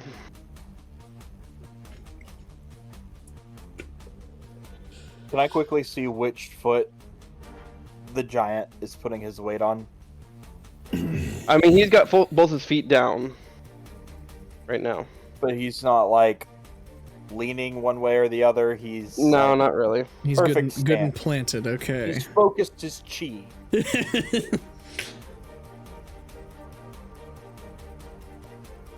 Really? He did just throw me. Yeah, that's what I mean. Like,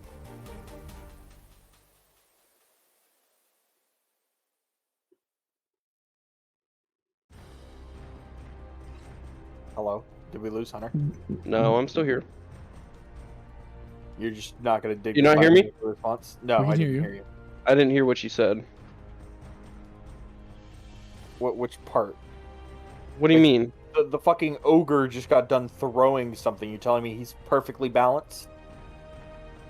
I mean, for the most part, it's pretty strong. It's able to throw really with its I'm not arm. trying to fucking push it. I'm 6 times smaller than him. I'm not Yeah. trying to push it. I'm just saying, like, it's pretty balanced. It picked him up with one arm and threw him. And am I able to see with my one fucking eye so he's putting all of his weight on both of his feet. Yeah, it's fucking a giant. It's strong. It threw him without any lower body strength at all.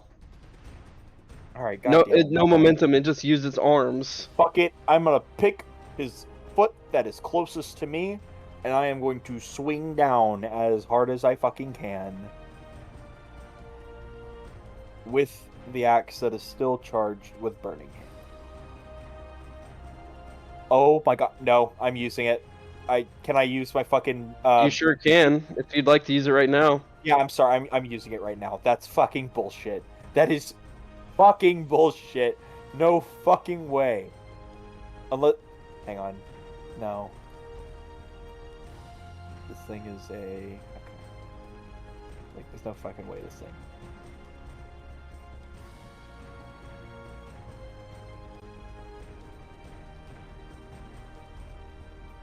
Are you fucking kidding me? Hold the fuck up.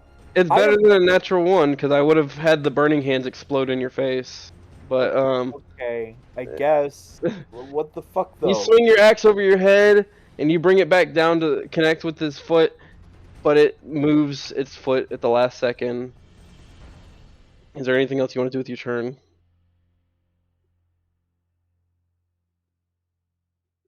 I call out to the weird man. Ares! Slay my enemies in my soul! I'm just kidding. No, that's my turn. I'm done. I was about to say, okay. I'm not there yet. If I roll another nat 1 when trying to make it a fucking attack, I fucking might. Make another dexterity saving throw. God damn it, you fucking suck, you piece of shit, motherfucker. Oh, I need to get closer at this point because this is getting Were we annoying. supposed to fight this alone, or were we supposed to fight this with the group? Don't worry about it. We were supposed to fight guys this are- with the you group, guys- Mac. You guys are here now. We're dealing with it. How we're I- dealing with it now. This is what we're doing. I told the freak to fuck off, and now I'm paying for it. Yeah, you are. All right. So, it rears back its leg to kick you. And as it does so, it connects with you. And you fly through the air, but you're able to regain your footing before hitting your back on the ground. You take no damage. Oh, wow. Okay, thank God. How far away am I? Holy shit. Oh no, he's getting Oh, farther away no. from me. Fuck. I get... And if he doesn't run towards us, I need to get closer to you, Mac. I wish I would have done this if he earlier. runs towards you, it's gonna be 3 fucking turns before I'm gonna be able to hit him. Oh no. Alright, Cassian, your turn. Oh man. I am going to...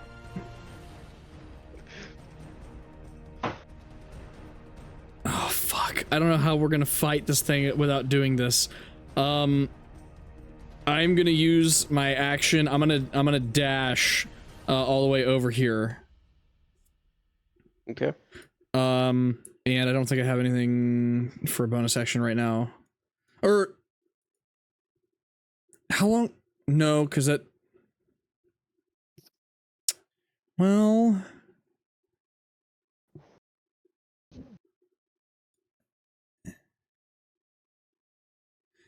Is that one concentration? Let's see.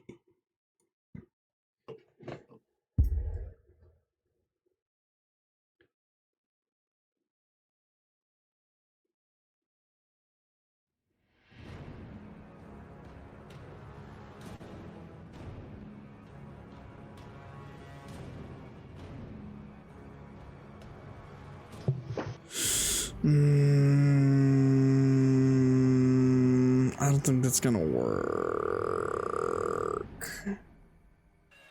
Because it doesn't seem to have the same rules as the other smites. Okay.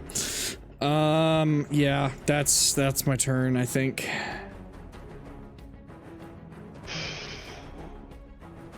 Okay, Pax, your turn. Oh boy, this is going so well. I hate you. I despise you. Hey, I didn't give you the natural 1. I didn't give you the fucking 2. Alright, these are your rolls, We've been buddy. having some fucking rough rolls, bud. If you guys were rolling good, this would be over already. Alright. Half of my fucking movement speed is... 15. 25. We're just gonna call it 15. 5. Because we can't really have 15. 15. 15.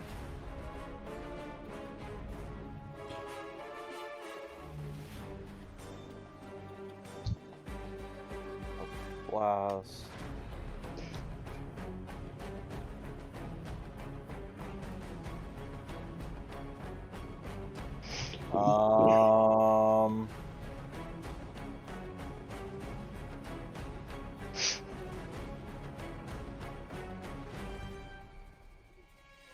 Okay, you need to make the attack roll for I that. know, I'm reading it.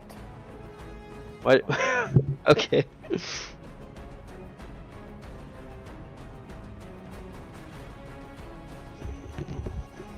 Oh my god. I'm going to kill myself. Hold on, I still throw the key. I could hear him. No. Why? Fucking damn it, Hunter. I don't want to hear you be. I'm not. Look, I had to go and Mac was taking for fucking ever. Okay? Valid, but I don't want to hear it. Alright, so Mac, you reach out and you throw a firebolt through the air. And it connects with that out. the ogre. And it kind of just like hits it, but it doesn't do much to it as it keeps barreling towards you. Fuck. I'd like to roll better, All right. please. We used up all of our luck fucking getting 17s. All of us at the same time. Damn it.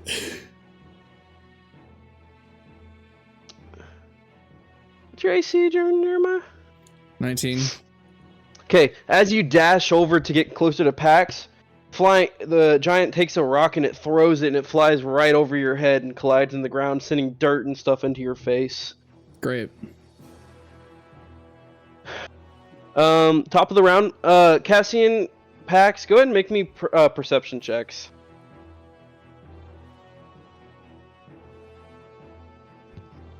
$17.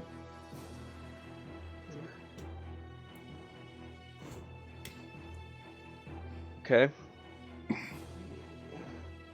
So Cassian and Pax, I'm waiting for your perception check. Cassian, you look over your shoulder. Okay. Oh, fuck. Never mind. Pax. I used up all my fucking luck on a perception roll and not. Out of the corner of your eye, you notice a dark cloud approaching. Not a cloud, but like almost like a low rolling fog. And you sense that this fog is very magical, and it is moving very quickly towards y'all. Towards us or the ogre, or just us in general? Just all of y'all in general. It's coming from this direction. And it's coming at you very quickly. Okay. You just see it in the distance right now. All right. Great. Cassian, go ahead. Okay, I am going to cast.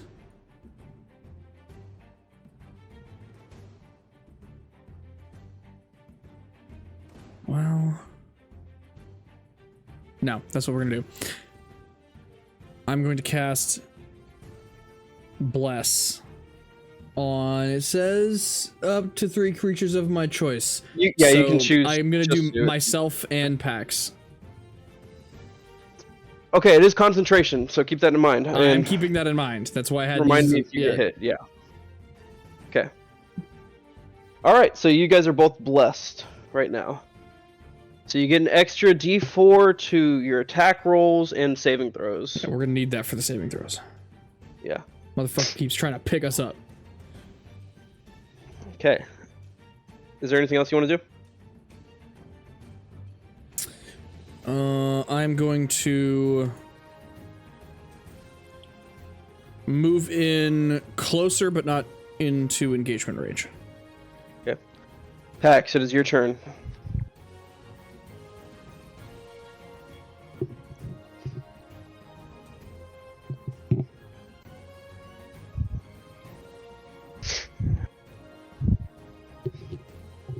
Okay.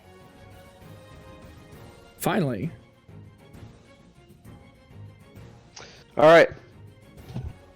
You take your axe as you These swing good it. rolls. The head of the axe lights on fire, and as you do so, you slash up at the giant's hand, slicing off its index finger as it falls to the ground, and the wound is cauterized as afterwards. 14. Go ahead and make the attack roll for that. It's I need you to make the roll, I know it's damage roll. it takes a 1d. Wait. You can just click burning hands. It's not there in my otherwise I would. Stand by.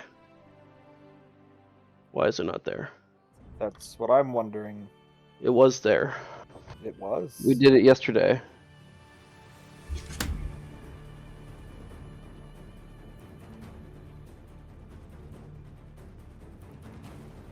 I did? I got you. Oh no, that didn't fucking do it. Cast at level 1. Because you get to add your spellcasting modifier, I believe, to it too, for the damage. Hold on. Burning hands.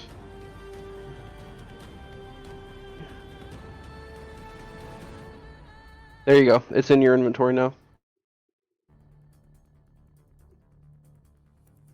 Are you okay with that roll, or do you want to make another roll? Because I rolled for you. I'll let you make that choice.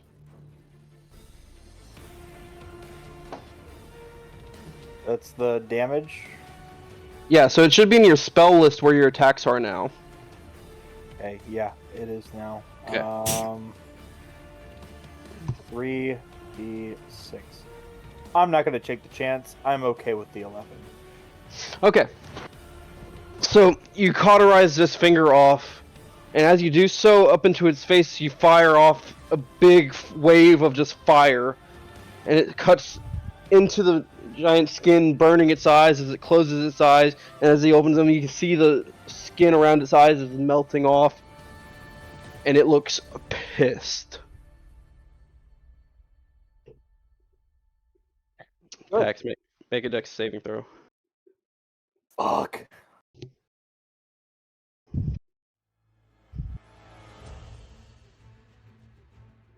Please. Oh my god. Oh my god. Rears back his great club. Wait, pause. What? You get a bonus to that. The saving throw. You can roll an extra D4. Roll a D4. No, my beer! No! Go ahead. Roll that D4. Roll a D4, God. Mac, and stop worrying about the beer. I'm gonna go get a towel. God, fucking. Okay, well. Yeah, it didn't matter. Didn't matter. Yeah. It's this is gonna hurt. I hope you know. What's his health at? I can't see his health yet. I don't know. It's fucking. You can look. Let me go see what. You have his health DM powers. is. You can go find out. Yeah.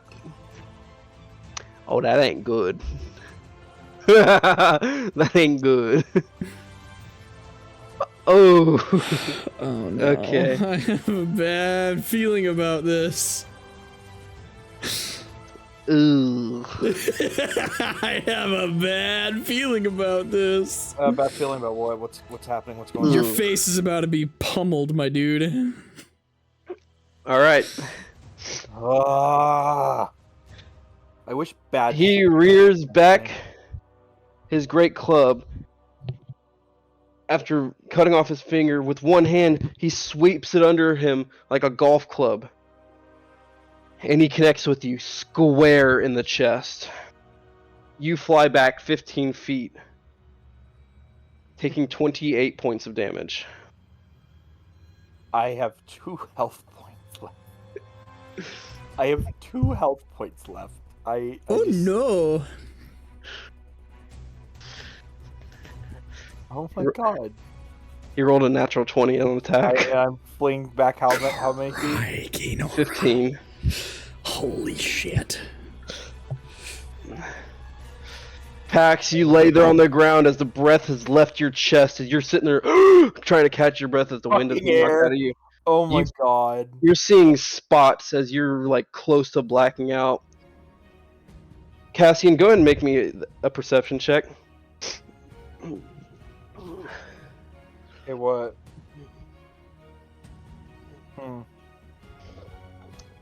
No, I'm 11. Okay. That cloud of black fog is getting super close to you right now. And it is moving, you can see, it is moving very fast. And just to give you an idea of how fast it's moving, imagine like an F-22 Raptor flying just above the ground. Son of a at, bitch, like, that's full fast. speed. It is coming quick. That's very fast. Okay. Cassian, it's your turn. Oh boy. Fuck. Well, we need to keep...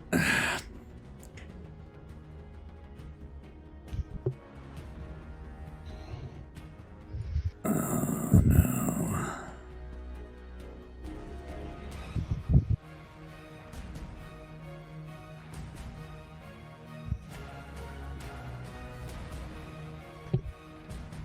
Oh fuck. Oh fuck, oh fuck. Okay, I'm gonna come up to Pax. And I am going to, this is an action, right?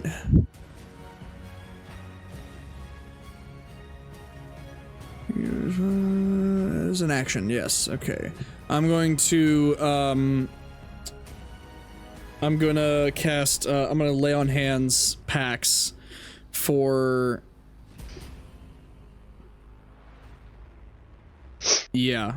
for 10 points of healing.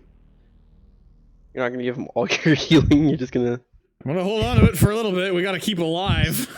Yeah. All right, Pax. You heal for 10 points. Okay. I'm on the brink of death. No longer. So as you do so, you can feel your leg where it's been basically twisted, and the swelling is going down now. And you feel the breath in your lungs kind of filling with air again, and the spots are leaving your eyes. You're still flat on your back. Jesus Christ. You are trying to kill me right now, aren't you? The DM is never trying to kill you. No, I feel like he is. I feel like he is trying to kill me. That's my turn.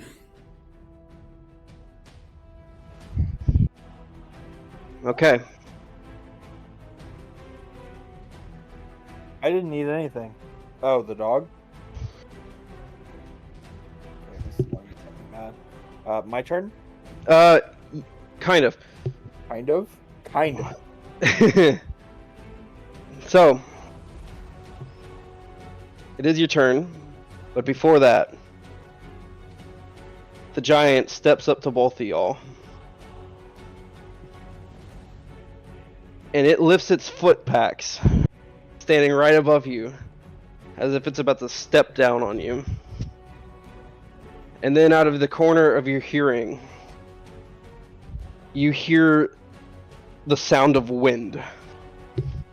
Oh boy. Oh, And then boy. a black cloud collides with the head of the giant, dissipating from fog. And it sends the giant hurtling backwards. And standing before y'all now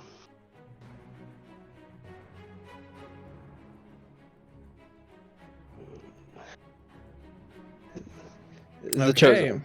We have some reinforcements. Yeah, if you could call this reinforcements. Yeah, I call this reinforcements. He just knocked that motherfucker upside the head. And now let me do this. Pax, do you have something against the Chosen or something? Kind of feeling a little hostile. Hey! Something other than a 17. What? What? After he does that, you guys see him standing there. And the clouds around him are kind of like the clouds of darkness that followed him, that carried him here. You see them getting sucked back in through his ribs. Interesting. And then in his offhand, you guys see him drop his hand as this large, ornate longsword begins to form. And Pax, it is now your turn. Once.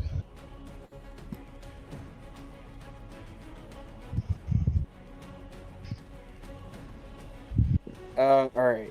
So... Chosen. Here.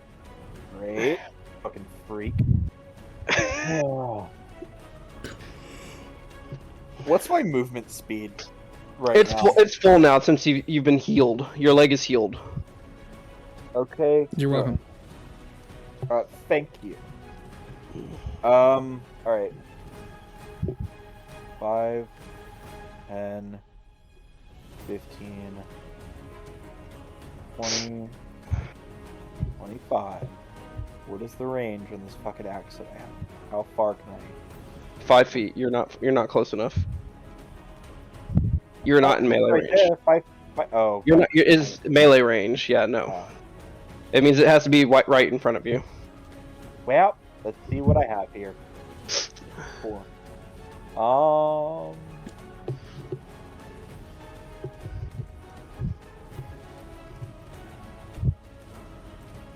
I'm actually going to cast Burning Hands. Go for it.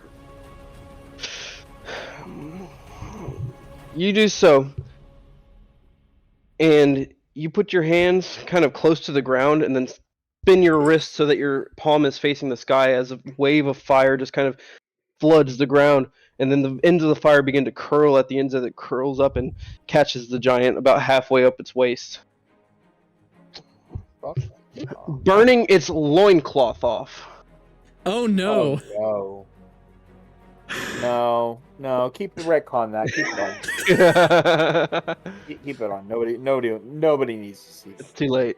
It's too late, Mac. It's too Let's late. hope It's the already ogre has happened. shame and he like fucks off because he's naked.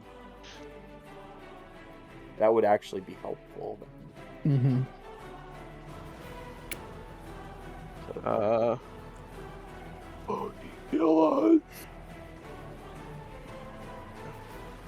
How much was that? 13?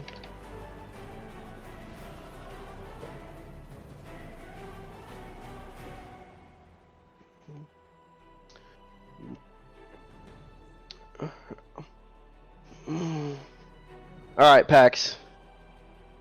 Wait, is that You are now below a monster schlong. As it dangles above your How the fuck did I know that you It were dangles gonna... above your head. I just knew you were gonna do that shit. Great. Immediately, it's gonna pick up a rock and throw it at you, Cassian. Ah, it's lovely. Okay, 10 to hit. Misses. Okay, it picks up a slightly smaller rock than the other times that it's thrown one at you, and you are able to pick up your shield. And as you lift your shield up to block this rock, it kind of just shatters and splinters into pieces. Nice. Cassian, is your turn.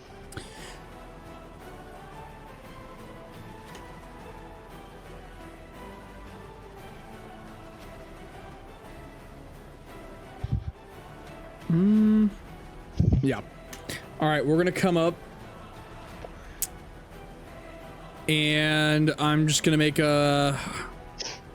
I don't think. Let me double check this. Did he eat, by the way? Yep. Yep. Okay. Yep. That's what we're gonna do. Oops. I'm just gonna take a regular strike with my sword.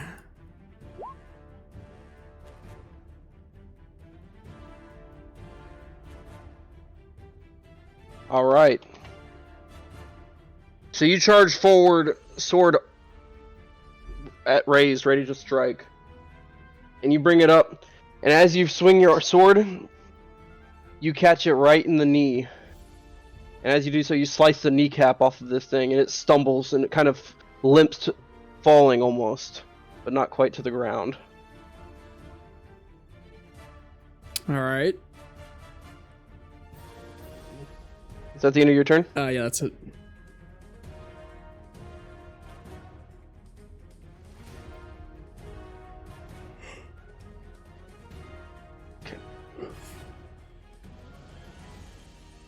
The Chosen moves up beside you, and as he does so, he kind of like does a little slide and reaches out with his long sword. Oh my! Okay, sweet. You guys needed this so bad. As he does so, he slides with his long sword, catching the giant in the calf, slicing and cutting the tendons as it releases pressure. And now it has lost one of its legs, as its calf muscle just dangles off of its foot. Dealing fucking like a lot of damage. 10, 16, 26 damage. Oh, baby. First hit was a natural 20. Nice.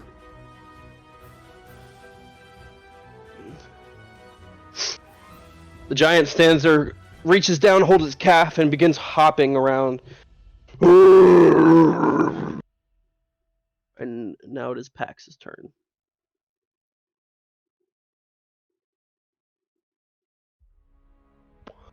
I'm gonna fucking use this burning hands that's in this fucking axe. I know I will. Oh my god, never. Oh my. And I don't know if it's gonna help, but you do actually get that D4 for a attack roll rolls. as well. I don't know if it's gonna do anything, but it might be worth a try. Yeah, no. There's no fucking way. That's the second one I've rolled. It Bro, I'm gonna happens ask that sometimes. guy for That's a that's a refund. 25% chance to roll that, Max. So, because it's D4, so yeah. So as you do Gonna roll one a so, lot. you swing at it, and it misses, and you kind of stumble after missing, but you still stand up, ready yourself for the next attack. Anything else you want to do? No, that's fucking it. I'm pissed. Oh man. Bullshit, and the blacksmith has already melted down my other one. I mean, you're getting +5 to hit. You're just having bad rolls. Like, this is a good axe. Like, it's not a bad Yeah, you axe. rolled a fucking 2 right there. You've rolled like a 1 and a 2 on your past 2 turns before this one, so it's just a bad night. Alright. He's going to make a sweeping attack with his club as he kind of stumbles to the ground and falls. Alright, let's see.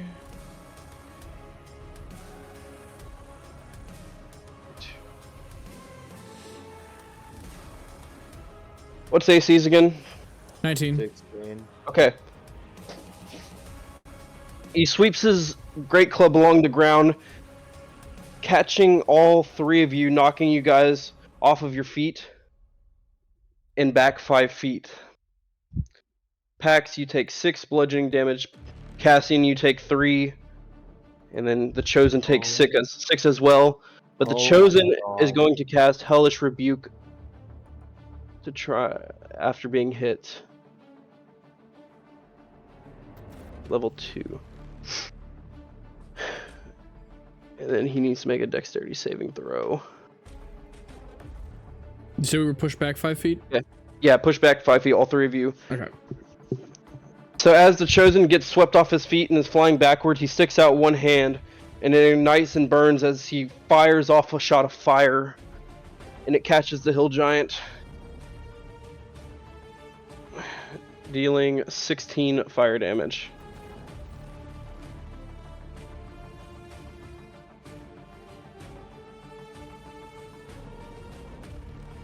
The hill giant looks very bad right now.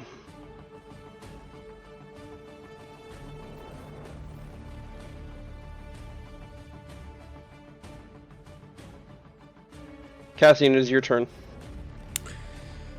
Am I prone? No. Okay, alright, just checking. Alright, I'm gonna come back up to it and hit it again. 16. You thrust with your long sword, catching the giant in the stomach. And as you rip your sword out, you watch as the stomach's entire wall and lining on the inside has been revealed its intestines as they begin to slop out from the bottom. Ooh. God damn. You okay, Kayla? Chosen is going to fire off an Eldritch Blast. Was it 13? Yep. Okay. Connects with the giant square in the face, and it brings its hands up and holds its face, one hand holding his stomach, trying to hold his intestines in, and the other holding his face, which has now been hit by this pure dark force energy. Pax, you're up. I'm gonna get this before this guy fucking dies. I know I will. Come on, come on, come on, come on, come on. Do it, do it, do it, do it, do it, do it, do it, do it, do it. Yes!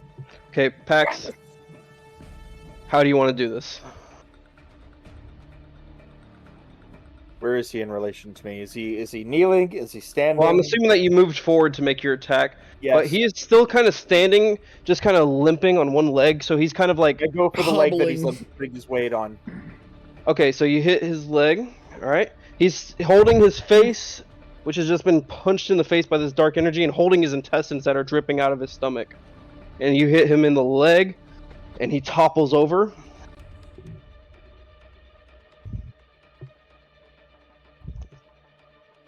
Alright. fucking riddance.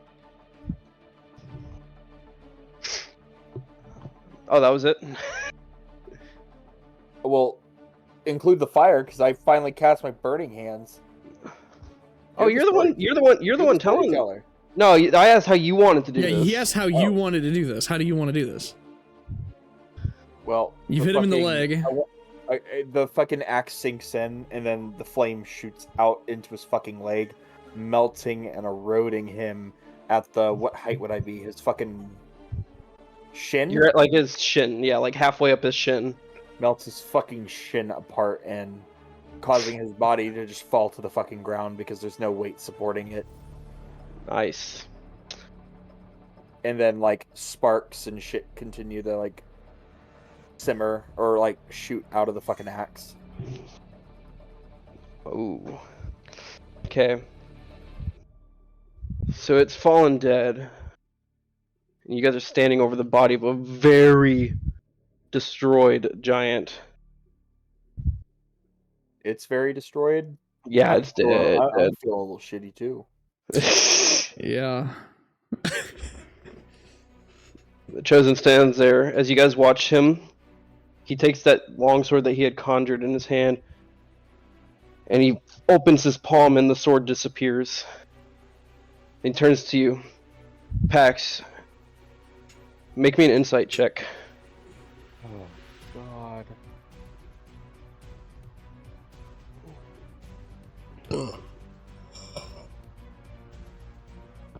Okay. Nope. He turns to you and he looks pissed. Alright. He walks up to you. Where did you get such foul magic? Where did you get yours? My magic is of none of your concern. And neither This is is about mine. you and here now. Where did you get that? You know what, Pax? I would actually like to know the same thing. Pay off. Where did you I get could that? sense your magic from nearly a mile away. Where did you get it? Tell me now. To be honest with you, I don't know. It is of a foul place, and you will not use it again. Do you understand me? Well, he's got that axe is the only one he's got right now, so. Ooh. The axe stays. Sorry. You do not know what you deal with. You're right. I don't. Better that way, I think.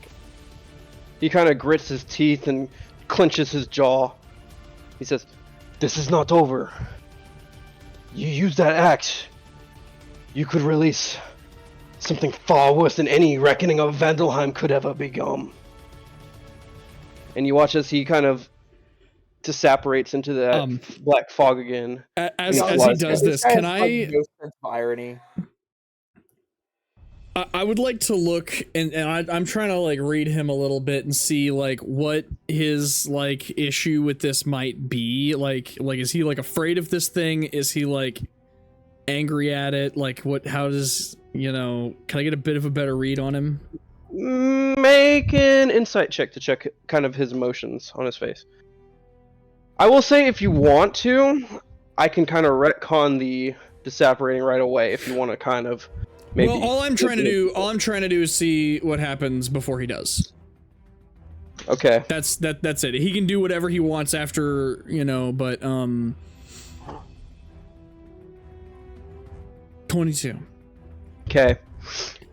You see from the look in his eyes, there is just a pure, dark, umbral hatred for where this comes from. Okay.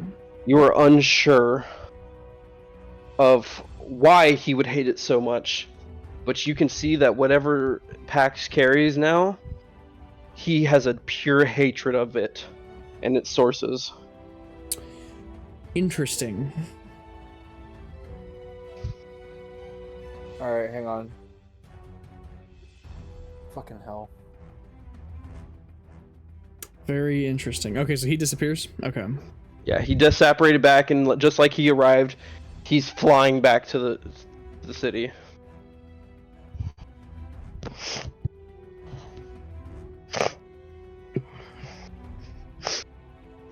I'm gonna look back at Pax.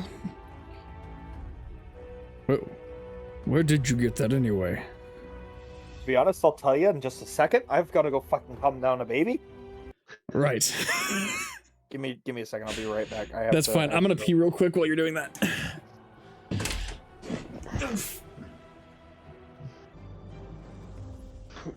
No, Jeremiah?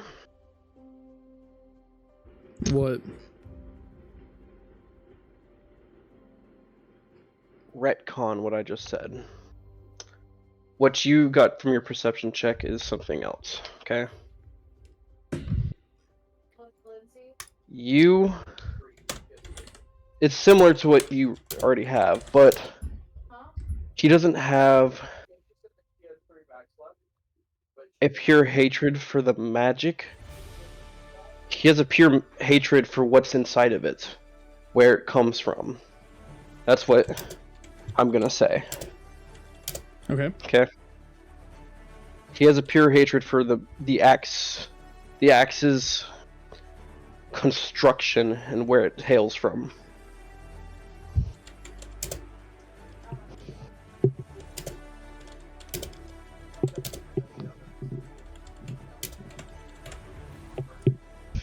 Fascinating. Is there anything that you guys want to do? Yeah, I ask Pax, so where did you get that anyway? Some creepy fucker that's been in my head came to me in a fucking dream and gave it to me. Well, I can solidly say that that's not normal. No, it's not now, is it?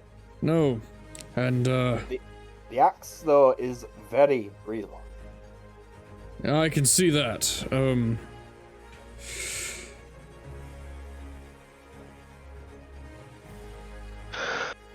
I don't know what it is, but I know that Chosen has a very clear distaste for whatever this is. I would advise caution. Oh, that's This is fine. definitely not a sign of, well, good things. Well, it was a token of good faith. No deals were made yet. He finds me a better alternative, I'll throw this thing away.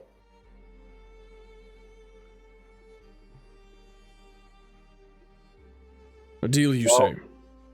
I'm from Texas, Kayla. My accent's not going to be perfect.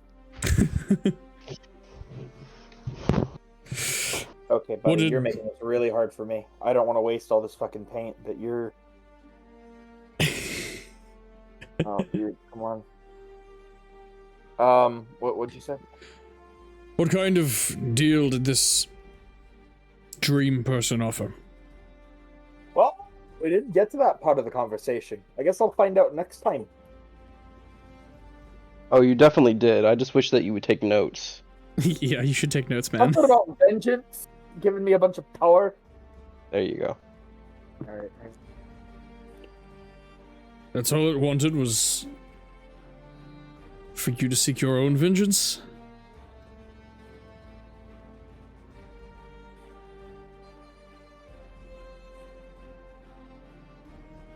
That doesn't seem to make sense to me, but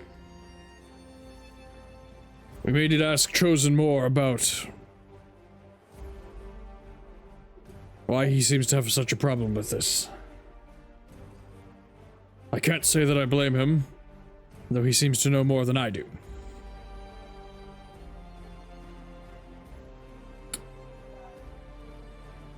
Getting things like that in your dreams is not a good sign. Anyway, we should get back with these flowers. And I'm going to grab as many flowers as I can carry. And Yeah, they're quite small. You're able to carry quite a lot of them. Okay.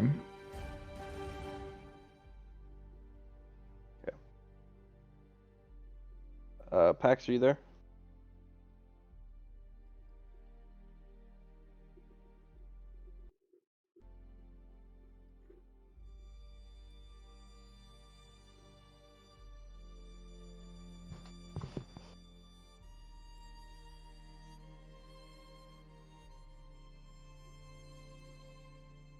Okay.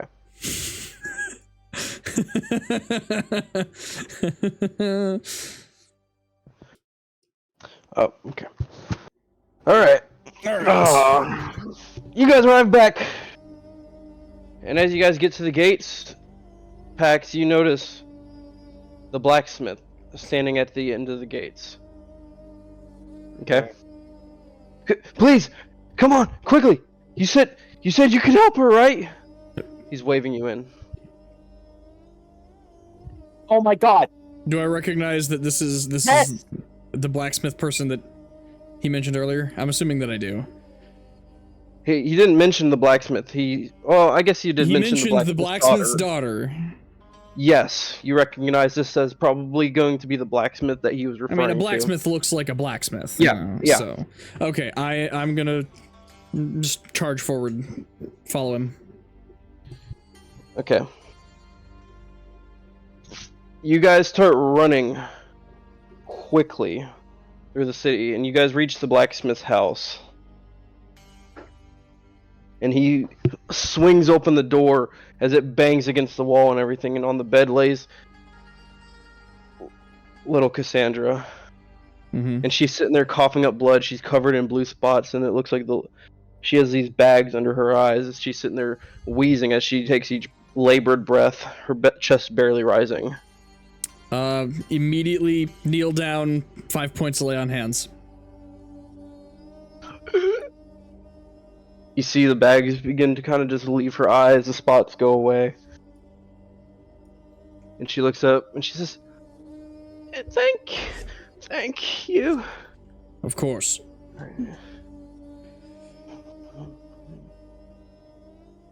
Okay.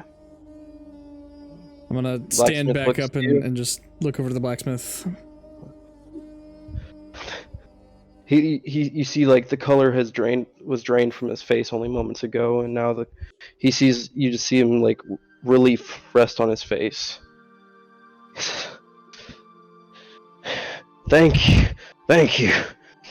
I can't lose my Cassandra. Yes, Thank of you course. very much. No, Please. no problem at all. Take whatever you want. Take it all. I don't care. I won't have anything. Raids Let's, the tip jar. Nothing. Paladin, surely there's something. Paladin, hand me your sword. I'm gonna hand him my sword. He takes the sword over to his forge. And you watch him dip it into this big vat of an unknown kind of molten metal. And as he pulls it out, you see as the metal begins to cool and he drops it into the oil, it's very jagged running up the blade. It's very jagged until he takes his hammer, lays it on his anvil, and knocks the metal off. Which releases this bluish, kind of somewhat see-through alloy-looking item on there. He hands it back to you and says, "This is what I have, but it will improve much. Crystalline is the strongest metal in this side of the world." Really? Well, thank you very much. Of course. It will definitely go to helping save others in the same way as I've helped you. I thank you again, Paladin. Pax, thank you for taking care of... How do I say that? Thank you for looking after my daughter in this. I shifts uncomfortably, but yeah. Not used to doing good things. Alright. And...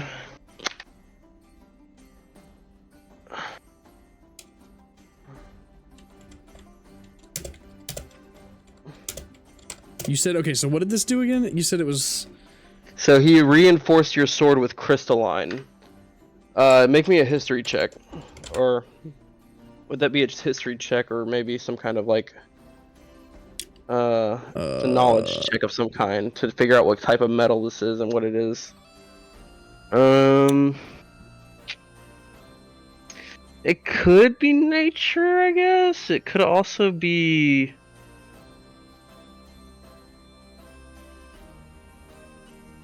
Just make me a history check. I'm just gonna make you a history check. Yeah, 17.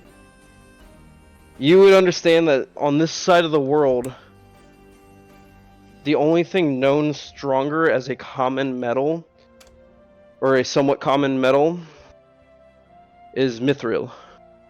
Oh, okay. And on this side of the world, the humans take this mithril and they melt it down and they combine it with something, and they turn it into an alloy called crystalline.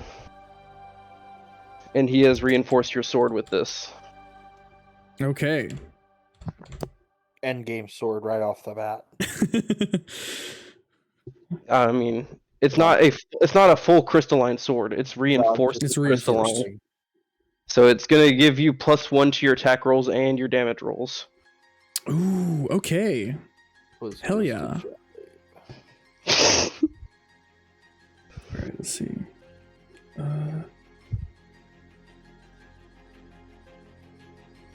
The sun is now beginning to dip in the sky into the night, as the light begins to leave the sky and the shadows get longer. Okay. I'm gonna, at that point, go ahead. And I guess we're gonna go back and take the flowers to the shop. What's the Azuth? Okay. Magic shop. You guys walk into the shop. The lines have begun to dissipate for the most part. And then Kandor sees you walk in. He walks up to you. Where have you been? We've looked everywhere for you. I'm gonna hold up the flowers. Getting these. Time was of the essence, and I knew we didn't have much, and wasn't sure where you guys went. And I'm gonna hand them to Azuth. Okay. The Chosen is kind of like standing at a wall with his foot kind of pressed up against it, with his hands kind of at his side. Said, "Get those easy, did you?" No, we didn't. We had to fight a what was it? A troll? A giant? Giant. A giant. We had to fight a giant. Unfortunately, I wish we hadn't, but we had to save the town. Did what we had to do. No small thanks to Chosen there. Without you, we might not have made that. Chosen kind of gets up from the wall. He walks towards you. He says, "Next time, just let me know where you're going." And he walks out of the room. Yeah, because I totally want to talk to him when he's acting like that. Next time, okay, I don't say this is out of character, okay? Next time, don't be fucking invisible when we start running off. Next time, don't be invisible while we start running off, bro. What you want me to do? He wasn't invisible. He was off with the others whenever you guys ran off. I guess. Whatever. I did tell him to fuck off. You did tell him to fuck off, that's true. Yeah. Anyway. Alright. That's besides the point. He was rude to me. Immediately, as soon as you handed her the flowers, she takes them and she's smashing them into a pot, or a kind of a pestle, a mortar and pestle, and she's pouring the concoction all together, and she's making this potion. She's mass producing it. Her and Mina spend the entire night back there. Is there anything what you guys want to do? I'm just gonna tell her, the flowers, the hills that the flowers were on, we did slay a giant up there, so it possibly might be safe again. I'd be careful, but it possibly might be safe again if you need more. It should be available. Well, thank you. This should get us through the first batch at least, and hopefully through the rest of the people we can just get some more flowers. But you've done a great deed here today. I will say that the giant is no longer decent. Well, thank you for letting me know. Yes. And she keeps putting the flowers and stuff all together. You went to warn them that the giant I don't. unclaw. I don't need them going up to the. I don't want them going up to the fucking hill and just like, oh hey, look, it's a massive giant Don't dick. bring children. Yeah. Don't bring children. Yeah. Azuz kind of looks up to you. She kind of stops working for a second. She says, "Thank you all. Without you, I don't know what I dare not think what would have happened here. The entirety of Lion's Den owes you one. No matter what our leader might think, you are our saviors." Yes. Well, your thanks is much appreciated. We'd gladly do it again. I do Here. hope that your leader might one day see some sense. Here, she takes a second. She scribbles on a piece of paper. She's like, "If you need board for the night, show the innkeeper this note. He owes me a favor." Can you like me or not giving me free alcohol? I don't think he'll do that for you, but free room and board for the night? Are you kidding? What? Fine. You could try to persuade him. You could definitely try, yeah. Right. Well, thank you very much for the note. We will definitely be making use.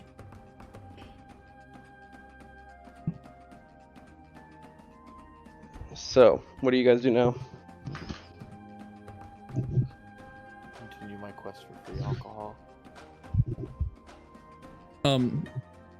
Nudge nudge packs the dagger. The dagger? If you would, hey, I'm saying we're here at the magic shop. That's up to you, man. Like, who else is in the room? Everyone. Everyone is in there right now. Except for the Chosen. Chosen walked out already.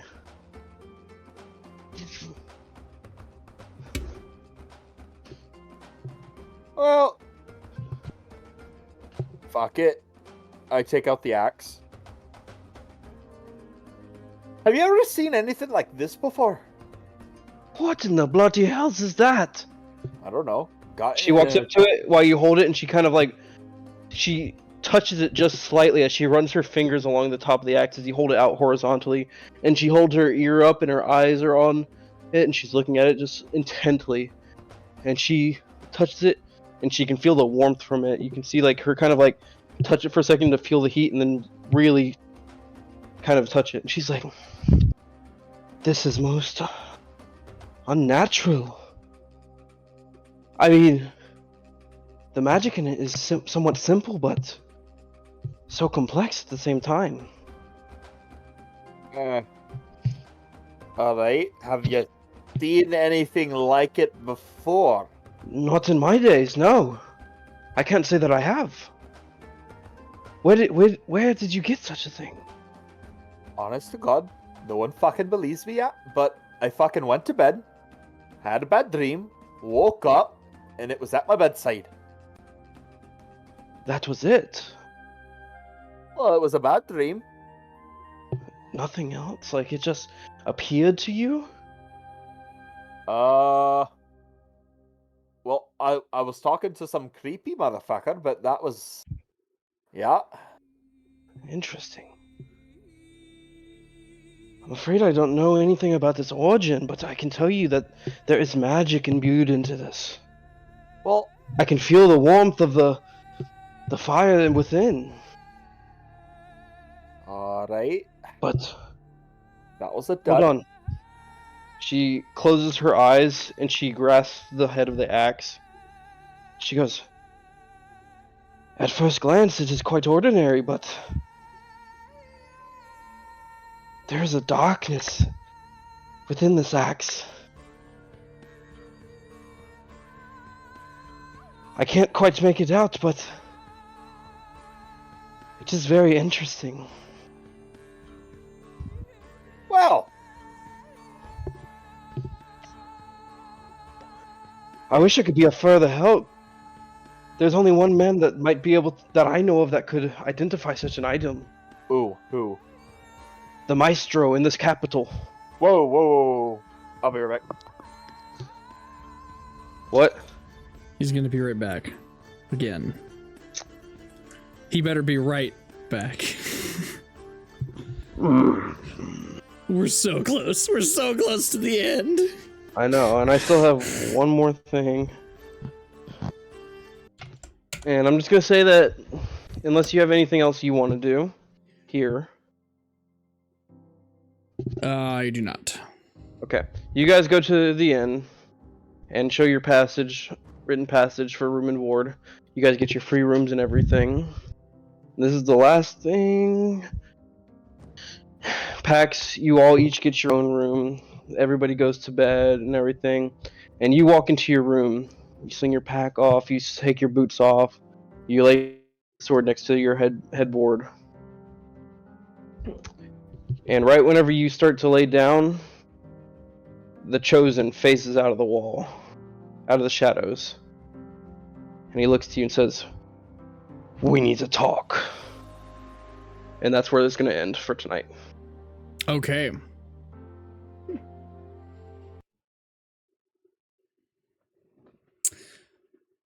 Fuck yes. That was awesome.